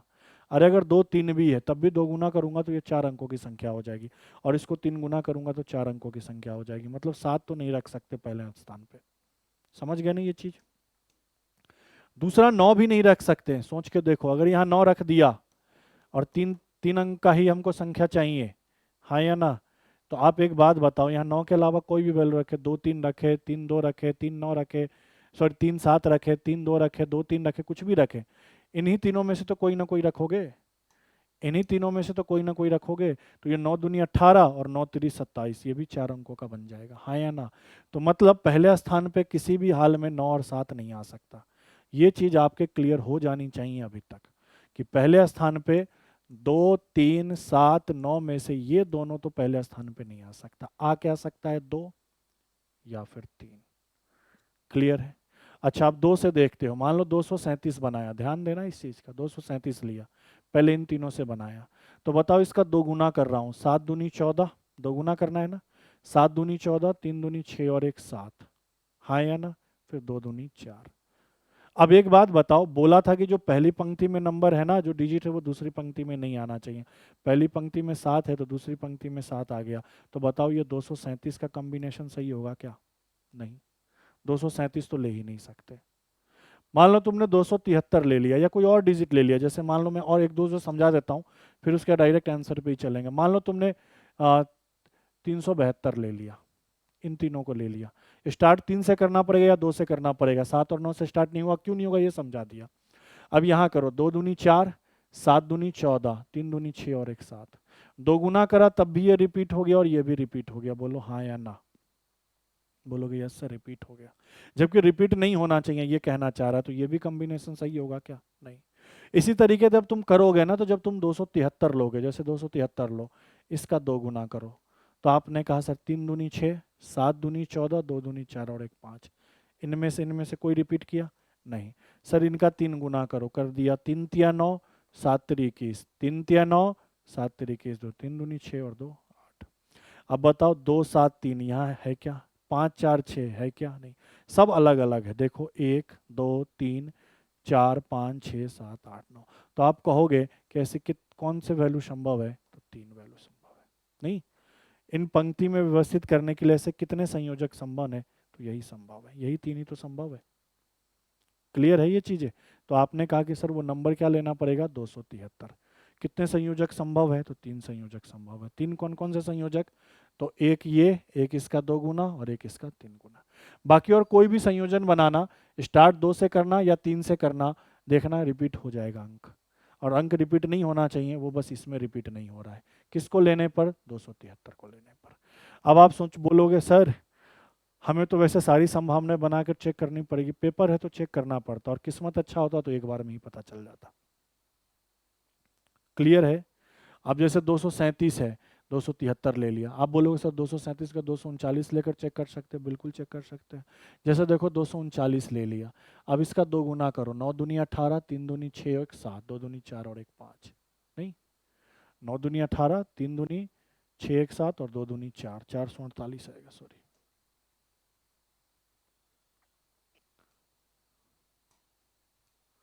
चार आ गया। अब इसका 3 गुना करो, तो आपने कहा सर 9 3 27, 2 3 3 9 और 2 11, 3 दूनी 6 और 1 7। देखो 9 3 27, 3 3 9, सही किया है ना, 9 3 27, 9 2 11, 3 दूनी 6 1 7। अब बताओ ये 7 7 यहाँ रिपीट है, यहाँ रिपीट है, बन पाएगा क्या? नहीं बन पाएगा। तो यही 3 कॉम्बिनेशन बन पाएगा। तो अपना आंसर क्या होगा? 3। अब पेपर में बस इतना हो मैंने आपको क्लियर कर दिया कि 7 और 9 से शुरू नहीं होगा, 2 और 3 से शुरू होगा। क्लियर है? तो इससे पहले की क्लास में बाकी क्वेश्चन मैंने करवा दिए थे और आज ये सारे क्वेश्चन मैंने कंप्लीट करवा दिए। तो आपका यहाँ पे सीसेट 2022 मैथ के जितने भी क्वेश्चन हैं सबका मैंने सॉल्यूशन करवा दिया, ठीक है। इससे पहले के वीडियो में भी 10-12 क्वेश्चन करवाए थे और बाकी इसमें करवा दिया। किसी भी क्वेश्चन में कोई डाउट लगता है, आपको लगता है कि सर इसका लॉजिक मेरे से क्लियर नहीं हो पा रहा है, तो आप क्वेश्चन को कमेंट में क्या कर दीजिए, अपने डाउट को लिख दीजिए कि सर इस क्वेश्चन का है ना, मेरे को कॉन्सेप्ट समझ में नहीं आ रहा, कॉन्सेप्ट कहना क्या चाह रहा है। क्योंकि यूट्यूब पे बेसिकली हो क्या रहा है कि सॉल्यूशन तो हो रहा है, लेकिन उस सॉल्यूशन के साथ क्या हो रहा है, तो खिलवाड़ हो रहा है। कि जैसे 35 क्वेश्चन कराए तो 35 में 2-3 क्वेश्चन को वैसे ही करा दी जिसका कॉन्सेप्ट क्लियर नहीं कराए। तो आप मेरे को बता दीजिएगा कि किसी भी क्वेश्चन में अगर आपका कॉन्सेप्ट क्लियर नहीं हो रहा, कमेंट में डाउट डाल दीजिएगा, मैं उसको क्लियर करवा दूंगा, ठीक है। तो आज के लिए इतना ही, मिलते हैं फिर से आपसे अगली क्लास में। थैंक यू, धन्यवाद।